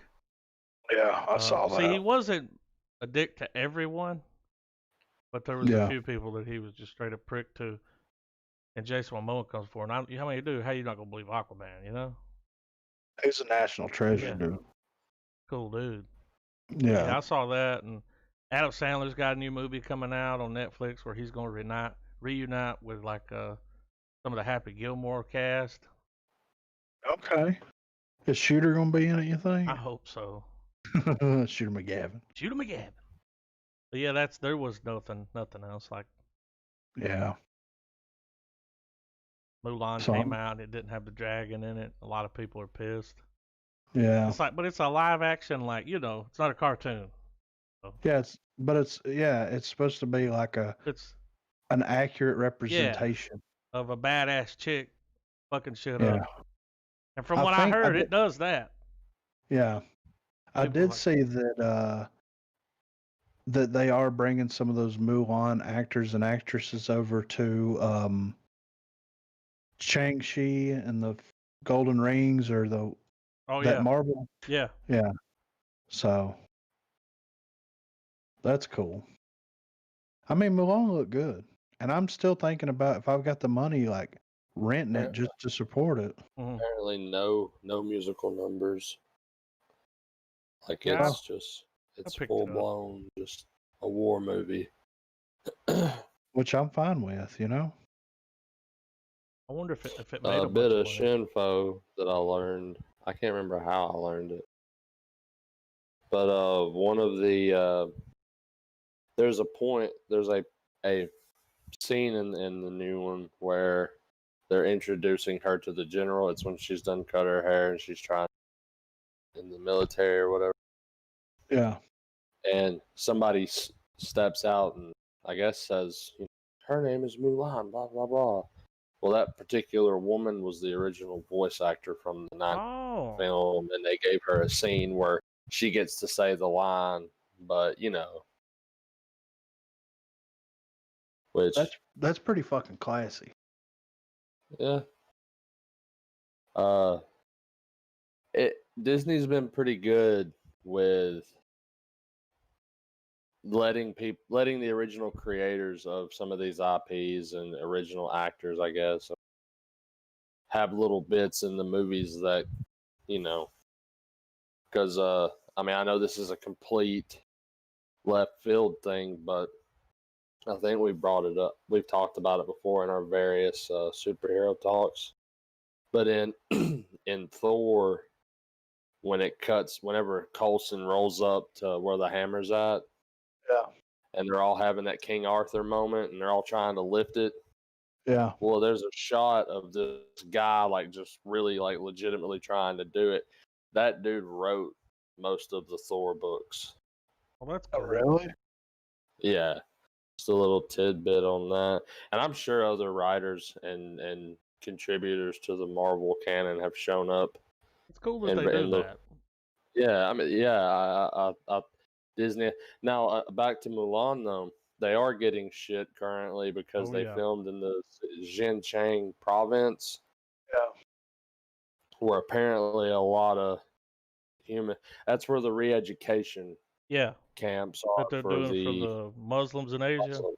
Yeah. Yeah. There's a straight up boycott on that movie right now for several reasons, and that being one of them. They've boycotted in Thailand and places like that. Like people just they don't want to go watch it. Right. It opening weekend in the theaters that it was in, it raked in about 7 million. It's been a very small, limited number. Now, that's not given the online. We don't know the online sales yet. Yeah. I wish they would release that information because I want them to release that information so people know that you can do that now. Yeah. And still make money. The budget was 200 million, so it's got a ways to go. Right. But with the whole boycott thing, it's like, come on, dude, like.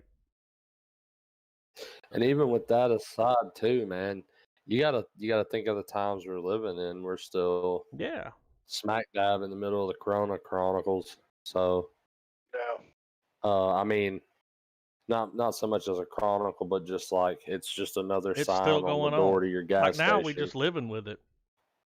Like at this point, it's normal, right? Yeah, the new normal is just living with it. Almost it won't be long, man. It'll be a full year of coronavirus.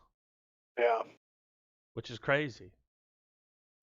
Because it seems just like yesterday, all my buddies got laid off and we were just playing video games, like,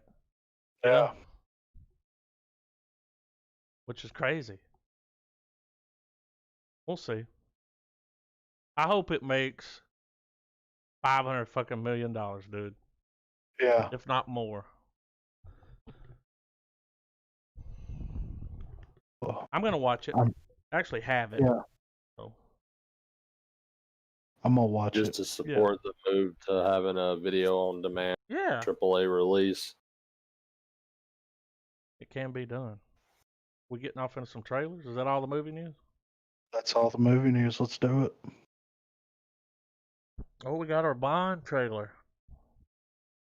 This I'm movie's about to excited. come out, right? Allegedly. Yeah. Depends, you know. And it has been pushed back, right? I think so.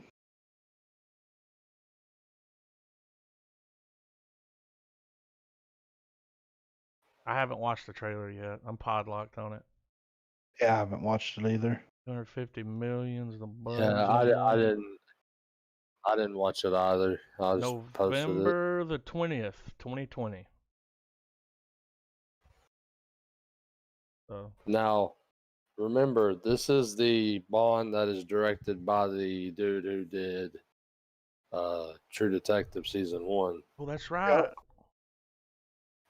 So is it the guy that wrote True Detective, or just the guy that directed it? I think it's the same guy? It's the director, Fukunaga. Yeah. Well, this is the one that's gonna have fucking Freddie Mercury playing the bad guy. Y'all, he's gonna kill it. Yeah, he is. That dude is such a good actor. Like, there's only a few people that come along in your lifetime where you're like, holy shit, dude. You know, of course you got your like normals like DiCaprio's but like one that, you know, we've known him since we were kids because he's just been around. Yeah. So, but like Dr. King Schultz, what's his name? Oh, Christoph Waltz. That's one of those guys that was an actor in another country. You know, he came into a little cast. They were having a hard time finding someone to play that role. Yeah. And they were over there about to shoot, and he saw him on TV and was like, that guy, see if he wants to come in. And he came in and read for it. And he's like, perfect. Like, we never would have heard of that guy. Yeah. And there, you know, and then like this dude, he did the was it iRobot? What was that show? Something robot. Mr. Robot. Yeah. So he was real big on there, and I've heard so many people be like, that show's good, man. Check that show out. That was like some prime time TV shit, like NBC or something. So he's gonna kill it, man. I didn't mean to get. You're good. But... And it's gonna have that chick that was in Knives Out. Yeah. Earlier when I was thinking about The Gentleman, I was thinking about Knives Out. I mean, I got a little sidetracked on it. Yeah. But yeah, man. Y'all want to check out this No Time to Die official trailer number 2? Let's do it. Yep. All right, hang on. I'm expecting violence, speed, momentum. 3, 2, 1, play. What I say? It's not Daniel Craig Bond without a fucking car chase. Yeah. And him fucking getting beat up. Look at him, dude. He's a good Bond. Yeah.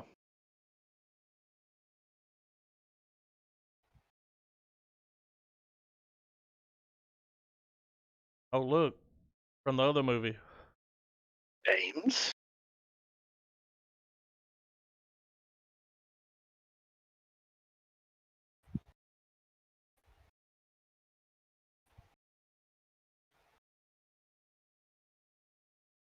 I want to hear his voice. I want to know what kind of voice he's going to use.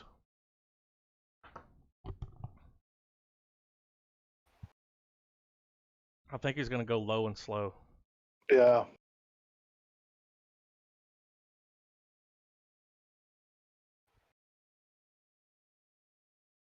He fucking looks like a villain.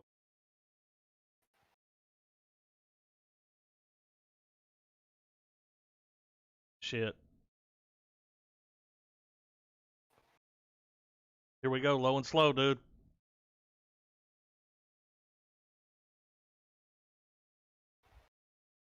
Check him out, dude.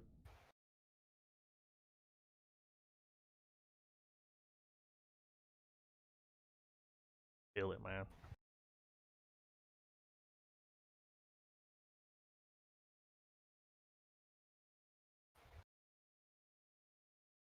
I see what they did there. Yeah, that shot. Yeah.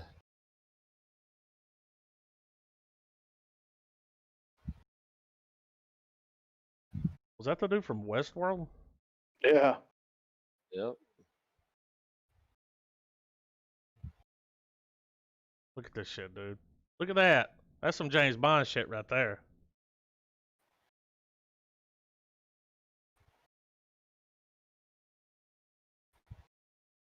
So is this going to be a Bond that's just cutting loose for 2 hours? I hope so. Yeah, 2.5. I mean, Look it at all looks the like different full-on locations, dude. action Bond, you know? Is this his last movie? Yeah. They're going out with a bang, dude. I mean, dude, look at all the different locations. It's all over the place. Like, Yeah. that trailer looked good though. It looked better than that first trailer we saw, Yeah, it does. where it was like it was behind the scenes. Oh shit, this next trailer. I'm excited about this one.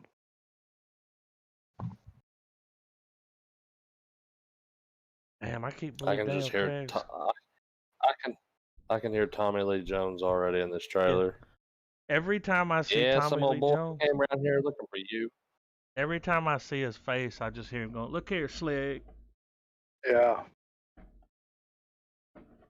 I watched let's see, last Sunday or Sunday before last, we went over to Marina's parents and we were eating, and No Country was on. Oh, I knew it. And Had they seen it before? Yeah. Yeah. Did you hook And them up with it? Yeah, I did. Did their dad like it?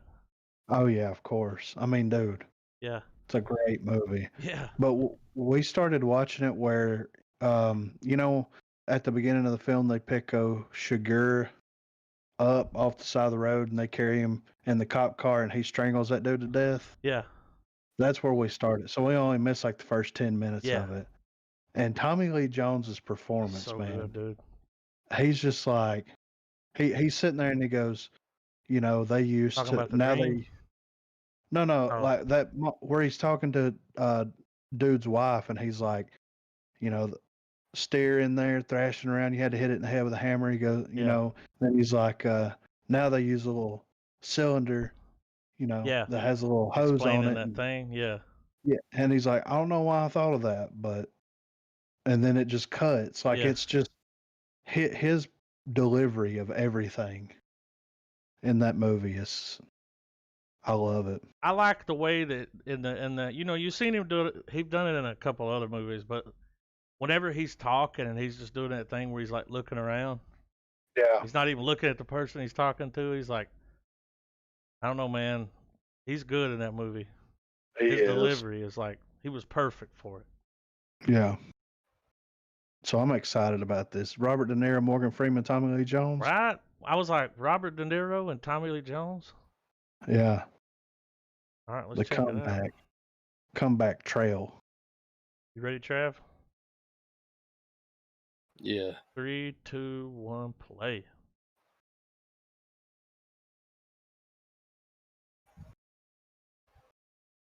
Is that Eddie Griffith? I think.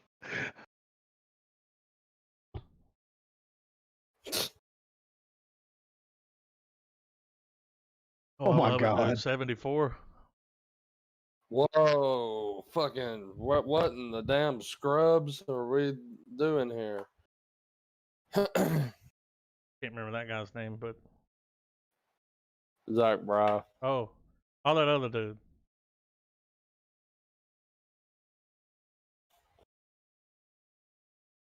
Him. Almost Famous. Look here.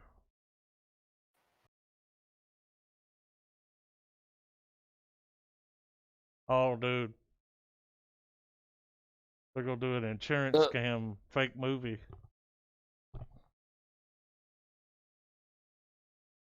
This is gonna be great, dude.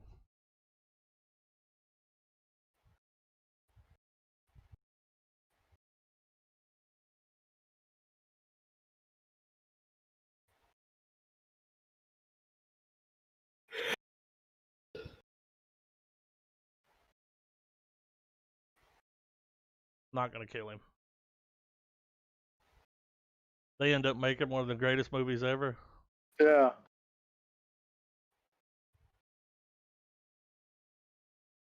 He got up and said, "Where's that damn horse at?" This is a good idea for a movie, dude. Yeah.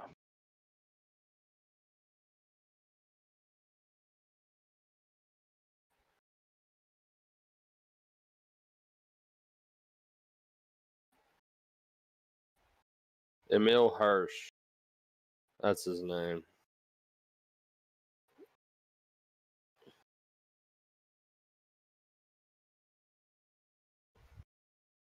So we're gonna get a lot of sequences of him fucking up, but he ain't gonna die. Yeah. That's gonna be hilarious. That looks fucking amazing. Looks good, dude. It's like some good,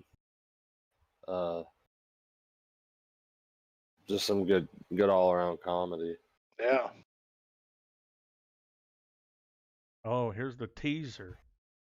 Now, once I put this up, we don't have to watch it because this is the teaser that's saying that the trailer's gonna drop tomorrow. I mean, let's check it out. It's only a minute long. Yeah, it ain't much, but All right. all right, 3, 2, 1, play.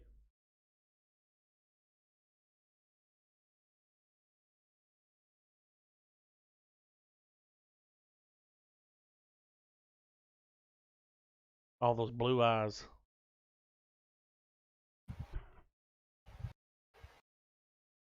You know what I'm saying?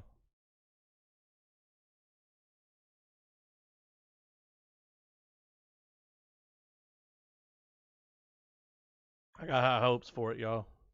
Yeah. I like the color.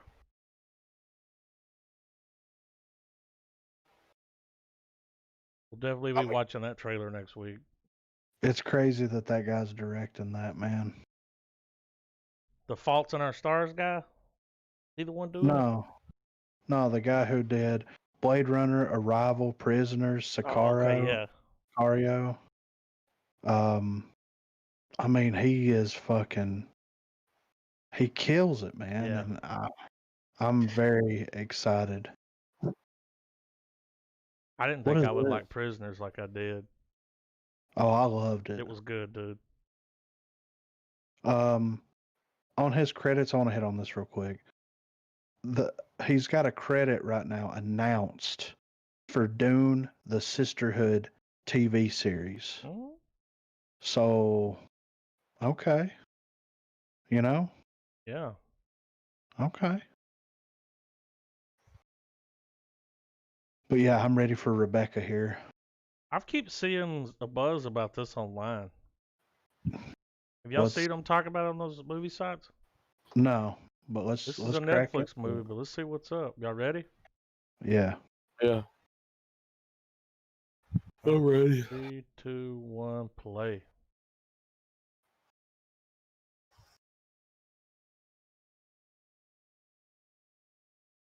Netflix is killing it, dude.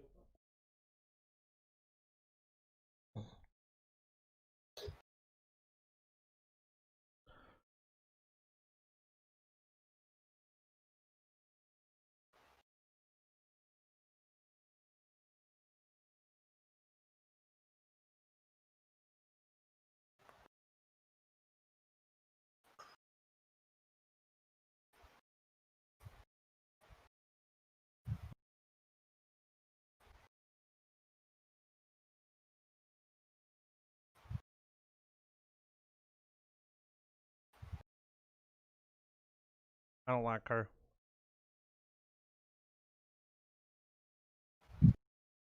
Whoa.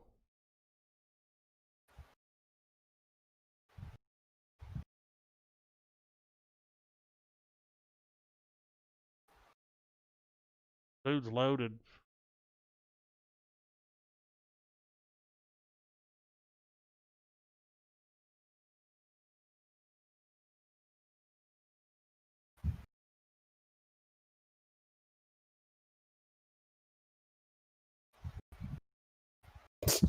Nope.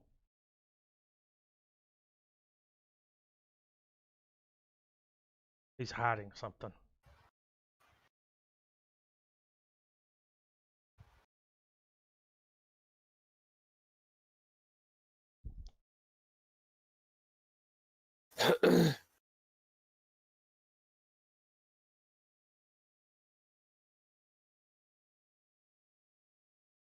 Well, she's dead, bitch. You know?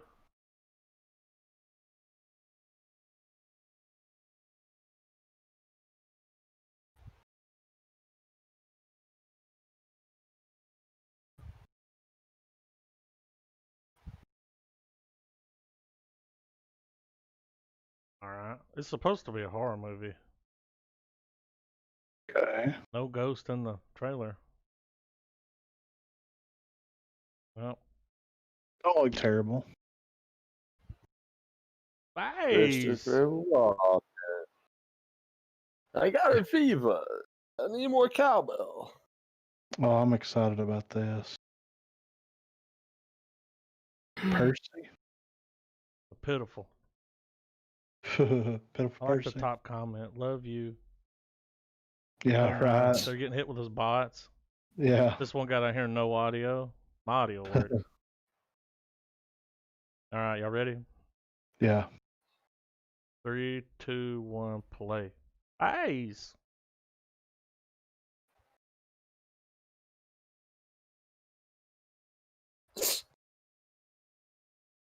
I was gonna say, is Christopher Walken gonna be a farmer?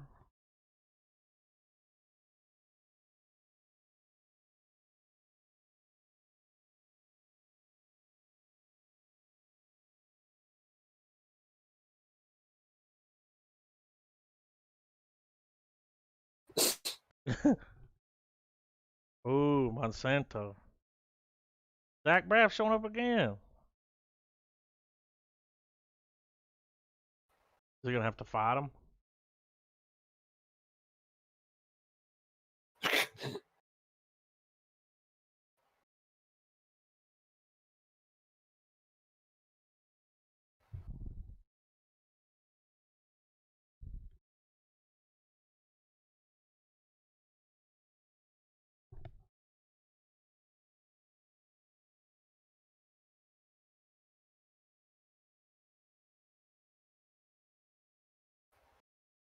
Casper. This is like some Aaron Brockovich type shit.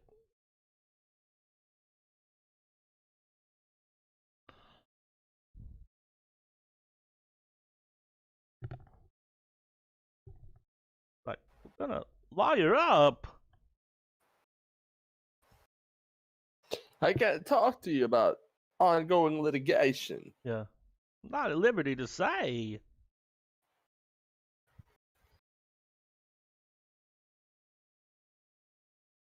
Did it say this was based on a true story?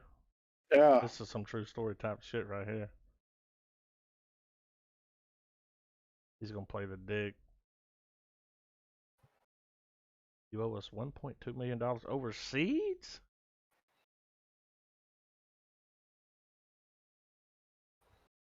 I mean, it looks like a silly goose time, I guess. I know that's one shitty ass corporation. Yeah.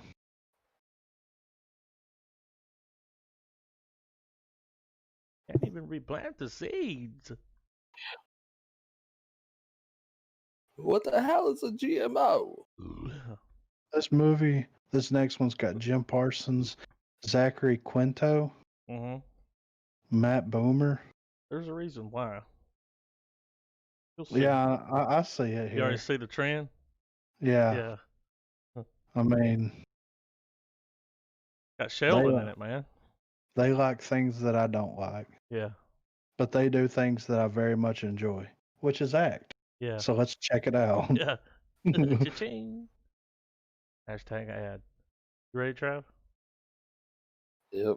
The boys in the band. Boys in the band. All right, 3, 2, 1, play. Period piece. Mm-hmm.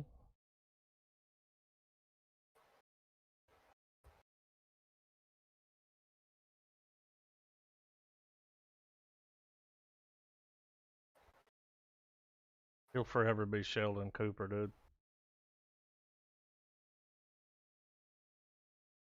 I like his dick in a neckerchief. I want one of those robes.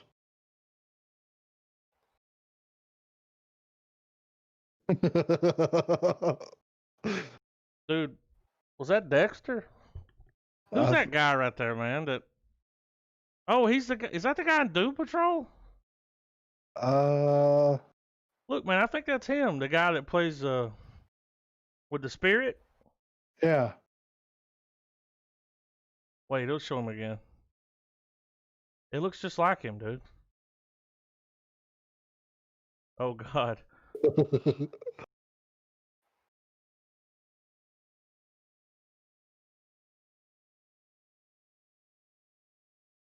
I think it's got the guy from Doom Patrol, man.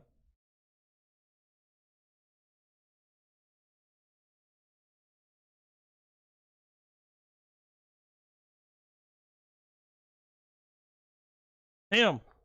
That's him. Yeah, that's his that's him. voice. Yeah.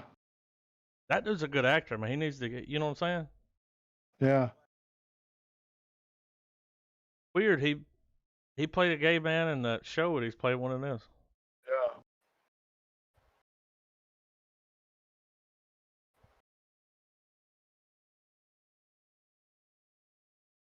He's good.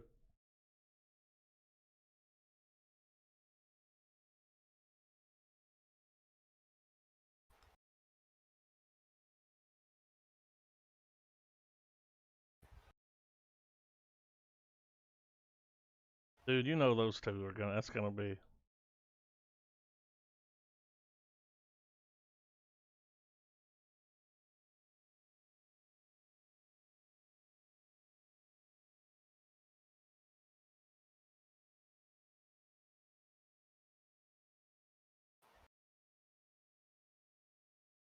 What's that? What's it about? This? Yeah, what was happening there?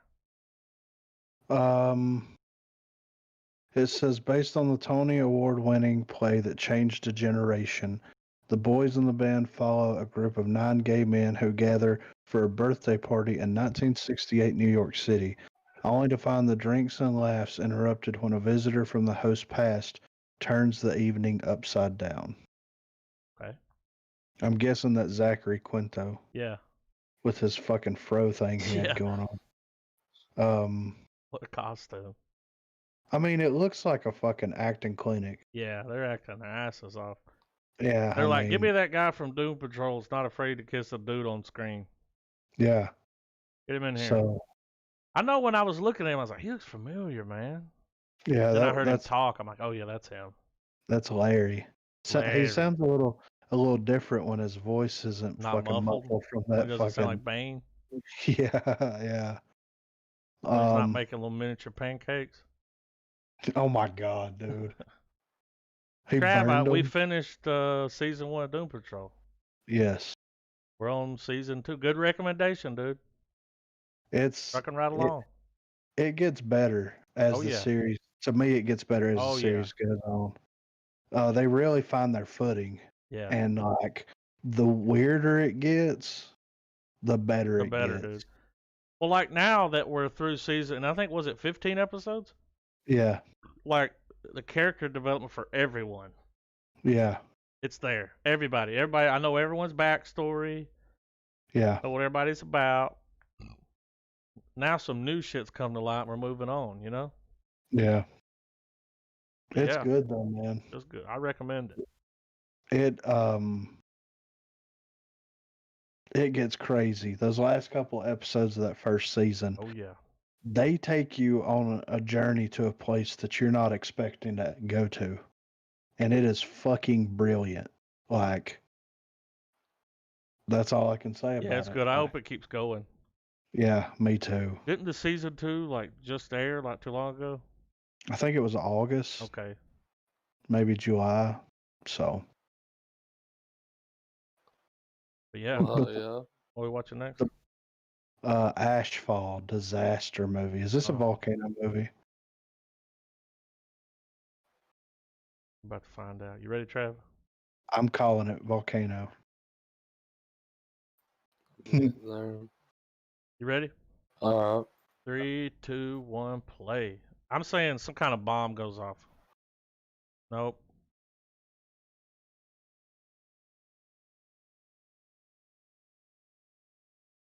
You called it. Do it. Is this a Ford film? Maybe. Look at the CGI here, dude. Damn. Yep. That looks like 2020. Yeah, that's voiced over. Yeah.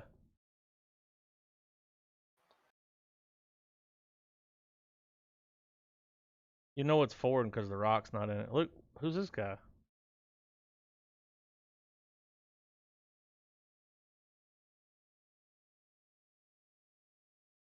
He's gonna be like a Jet Li type of character, you know, like a badass, and he's gonna fight the volcano.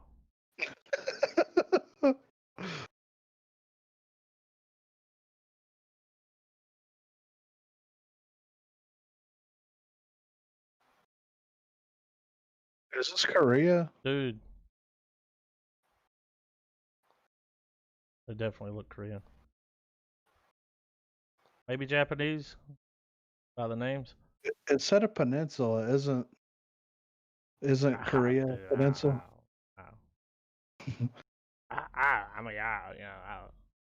It doesn't look bad though. Nah.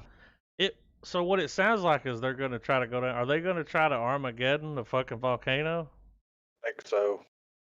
What was that movie? Core? Yes. We're gonna dig down and detonate a bomb. I'm over here like, question? So you think yeah, that make it worse? So South Korea and part of North Korea is peninsula. Okay. What about Japan? Japan's an island. Man, I didn't know. It's not connected to a continent. But it's close. Well, if this is happening in Korea, then Japan's fucked because you can basically throw a rock from Korea and hit Japan. So. This is a South Korean action movie.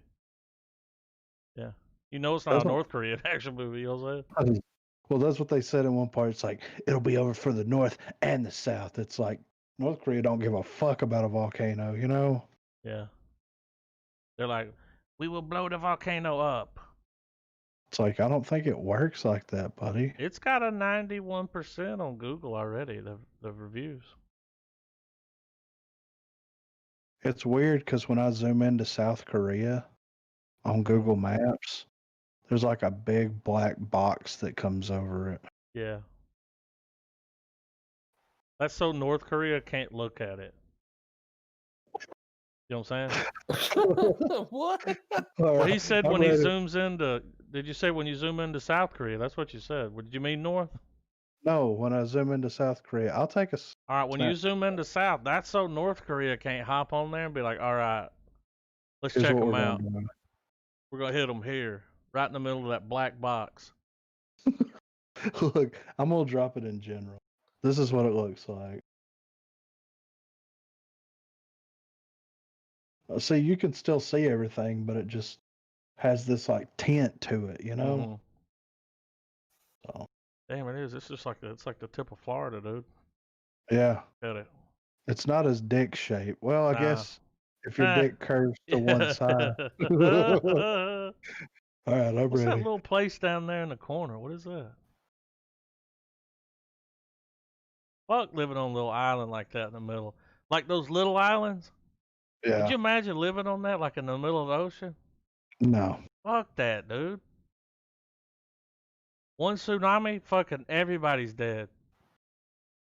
I think that's the where the volcano's going, where it says Jeju at the bottom. Jeju. Yeah. I think because it looks that most of it is a national park. Yeah. So I'm guessing that's you where don't the want to build volcano anything on top of that.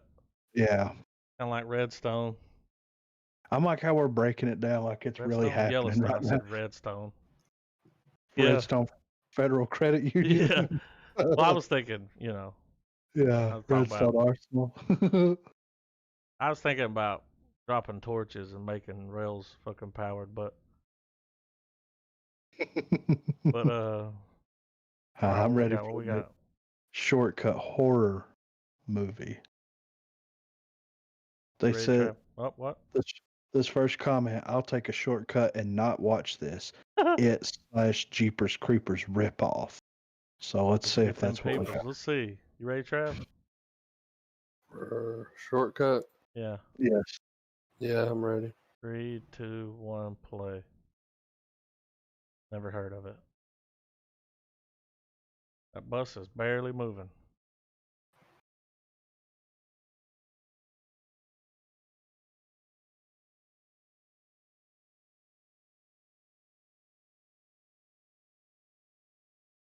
Yeah, a little Jeepers Creeper going on.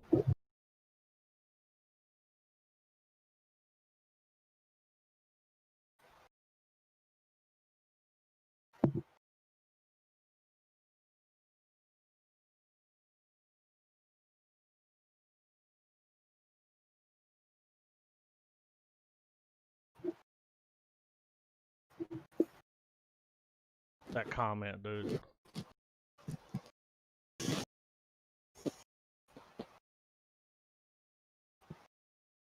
Yeah, I see it. I mean, there's a bus. There's a creature. Okay. Jump scare? No. Just a kid throwing up. I think there's more there than meets the eye, though. Yeah, what was that last shot where they were standing there looking at something? Yeah, I don't know, dude. Look interesting. It looks like a time machine or something. That's what I was thinking. I was in some kind of time travel shit, like.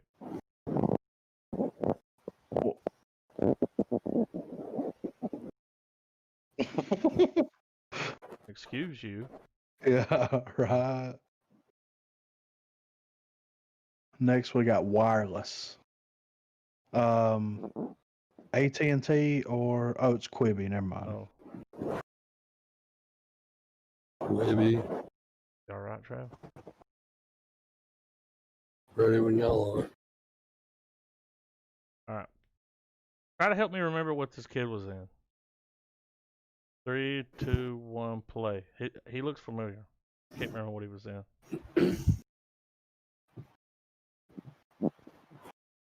Him.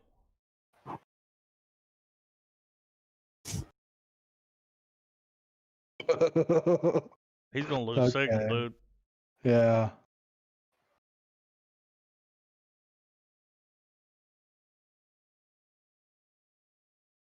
He's straight Instagramming while driving in his Bronco. Yeah.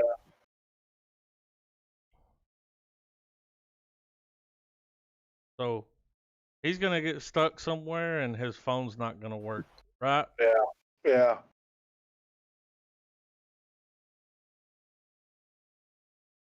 That's her hand. Missed a deer. Uh-oh.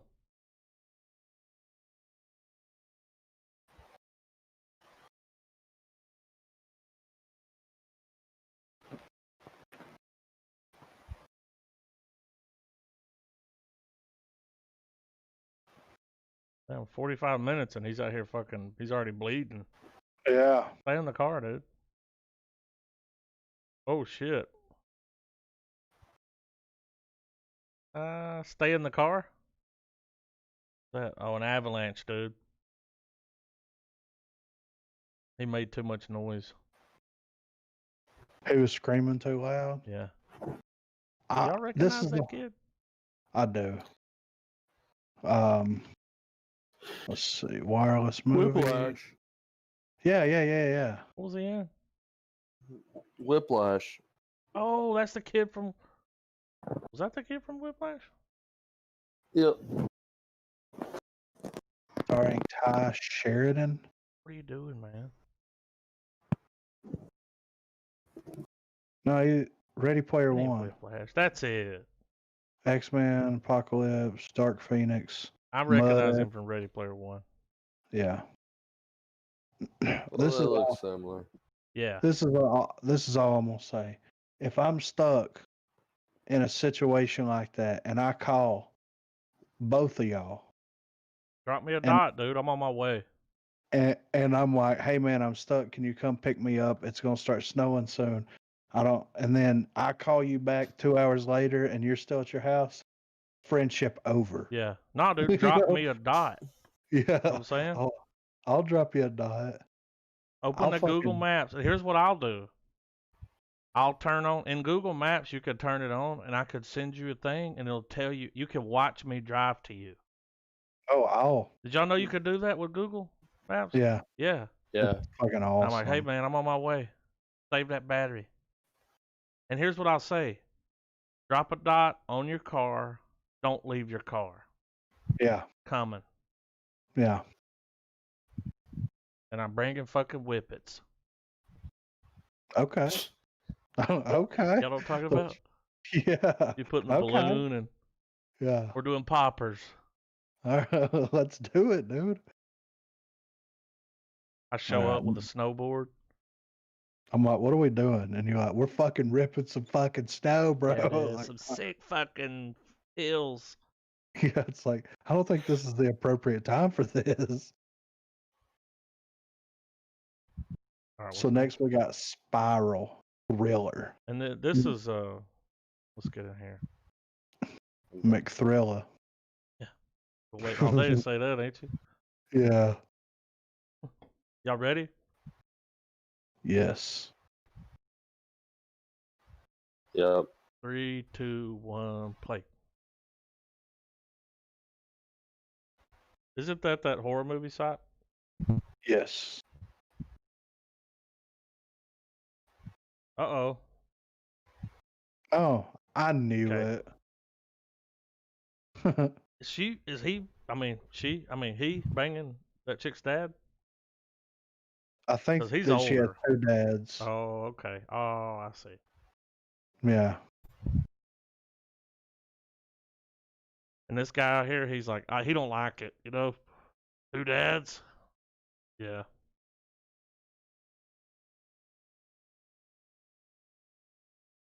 Neighborhood ain't with it, dude. Is this Gay couple, black man? Mm-mm.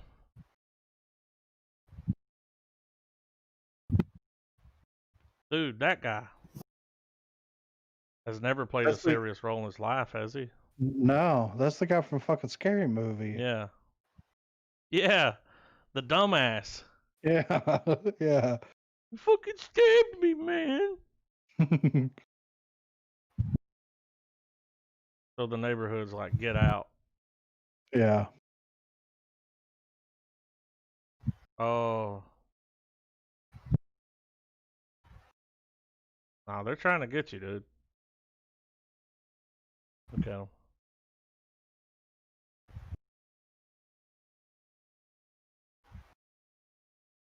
Did it say Polanski and Pill?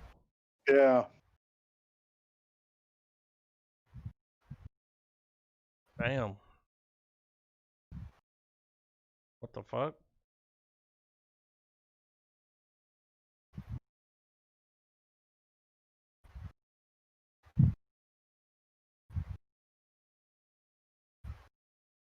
Out of control.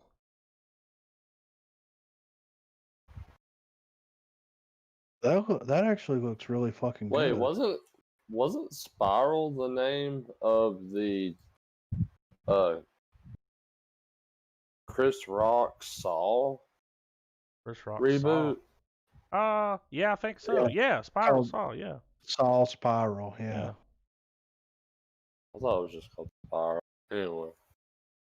No, it's called Spiral from, and then they from do the the thing where they're like Saw, yeah. Oh, okay. It's coming. Apparently, it's expected to release May the 21st, 2021.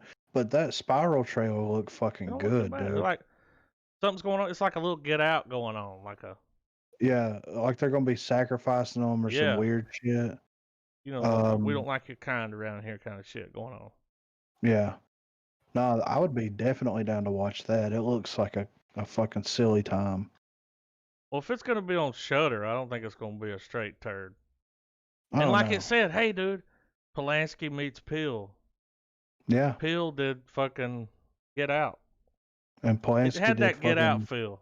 Rosemary's yeah, Baby. Rosemary's Baby feel. Yeah. Too. So. All right. Yeah. Oh, dude, I saw this trailer and was like, "This is some straight to sci-fi shit right here, dog." Action sci-fi. Dude, I'm in. just wait. It's gonna be over the top because it's like a low budget Monster Hunter movie. It don't have anything to do with the game.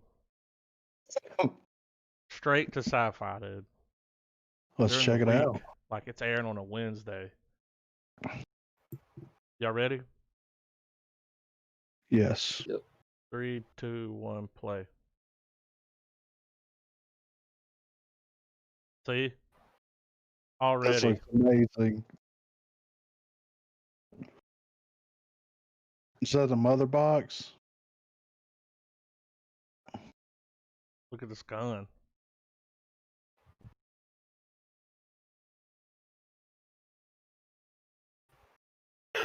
There's something here. Graphics.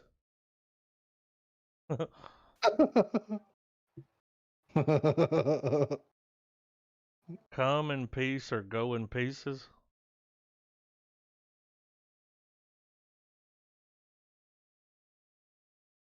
I think this was shot in Bruce Campbell's backyard. Oh, yeah.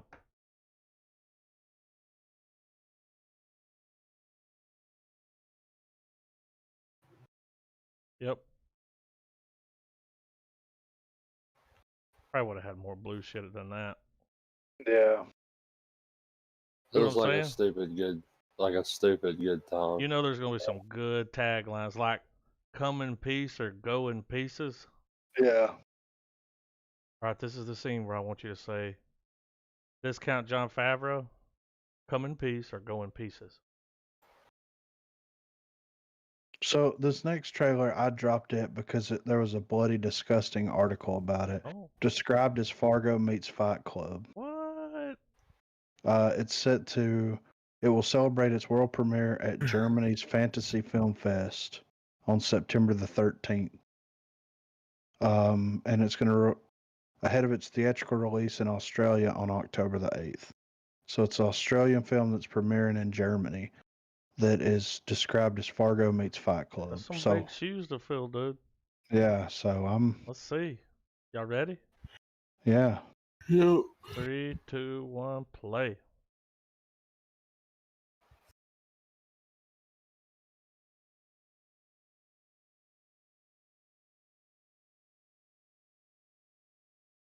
All right.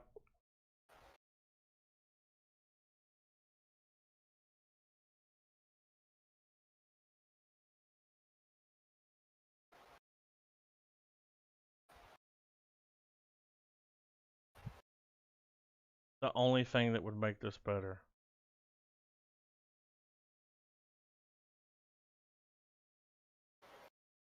If it had a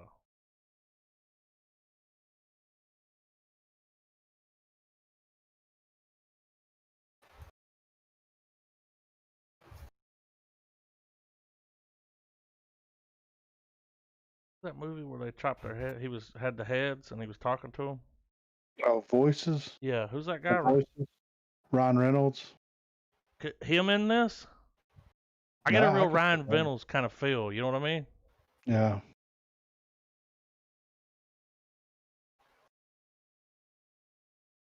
That's him. Yeah. You like the way he's talking? Yeah.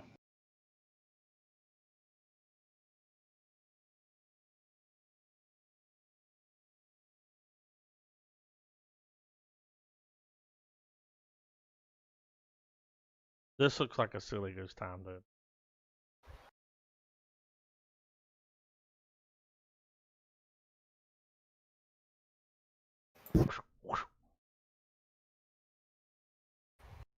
Freaked out.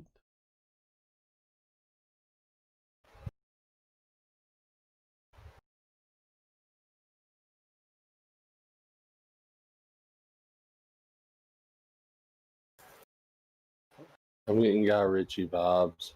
Yeah.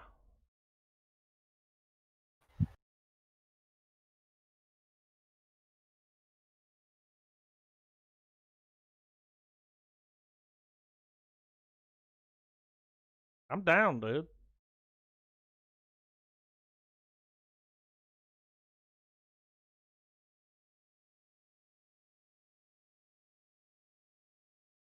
I mean, it looks so goofy, but it looks fun, you know? Yeah, like that Ryan Reynolds movie.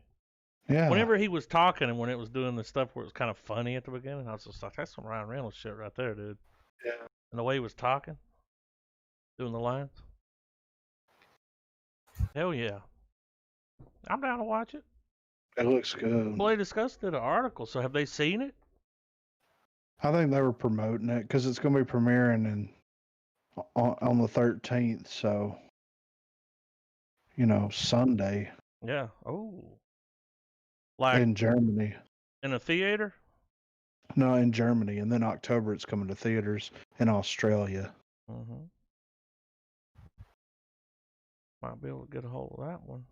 Yeah. You know what I'm saying? Yeah, it says it's Germany's Fantasy Film Fest on the 18th or the 13th of September, and then theatrical release in Australia on October the 8th. The Australian distributor is Entertainment Advocate, and the film is seeking U.S. distribution. So I bet they probably it's a planned trilogy of films in this pop horror franchise, we're told. It's the first. So I bet Bloody Disgusting is trying to push it so they can help it find find a a home. distributor. Yeah. Which, I mean, dude, put it on fucking Hulu or Netflix or something. Shudder. Yeah. Anything like Netflix would be perfect for it. Yeah. I mean, these people that are in it says supporting cast includes Rex Cohen, played by Ben O'Toole, which was in Necrotronic. Mm-hmm. And then we've got supporting cast from Caroline Craig, which was in Blue Healers and Underbelly, Matthew Sunderland, which was in Amazon's The Lost City of Z and Out of the Blue, Travis Jeffrey, which was in Pirates of the Caribbean and Unbroken, Jack Finsterer, Dangerous in Her Skin and Neighbors. So, I mean, it's got people in it, you know? Mm-hmm. I don't know what Necrotronic is here. Search what a Google. Name. All right, Necrotronic 2018. A man who discovers that he is part of a secret sect of magical beings who hunt down and destroy demons in the internet. Okay. I got that Guy Ritchie feel.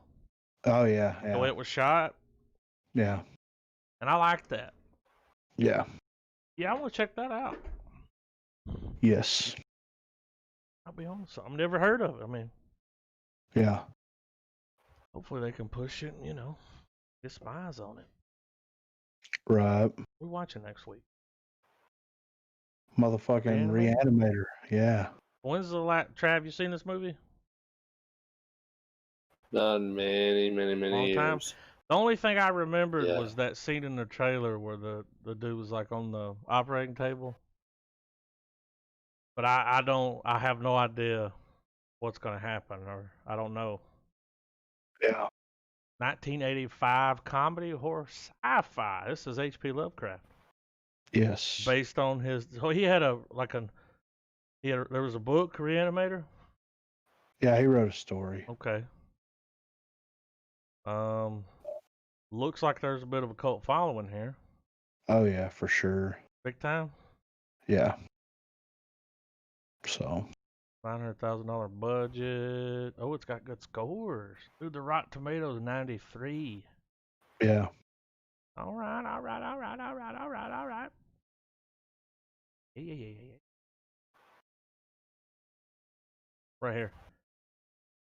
This guy, the number one comment on Google says, "Have you just smoked a bowl and are looking for something kooky to watch that'll make you laugh?"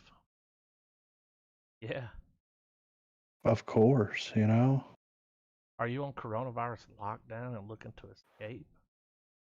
Yeah. Yeah. So it's on Hulu. Yes. But yeah, we're watching Reanimator next week. We'll do the next Lovecraft. Oh, dude, double Lovecraft. Yeah, We're it's gonna doubling be down. great. Yeah. It would be awesome if next week, which we already did, because you said that was it episode 3. You're like, I had that Reanimator vibe. Like, Yeah. Yeah. cool. They would like, kind of touch on that. Right. Reference it. Yeah, a little bit of, Yeah, guys. I'm But yeah. going to play this track.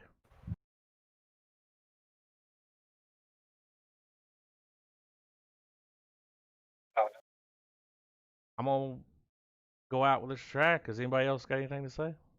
No. Keep on keeping on and wash Yeah. your fucking hands. Wash your hands. Keep it real.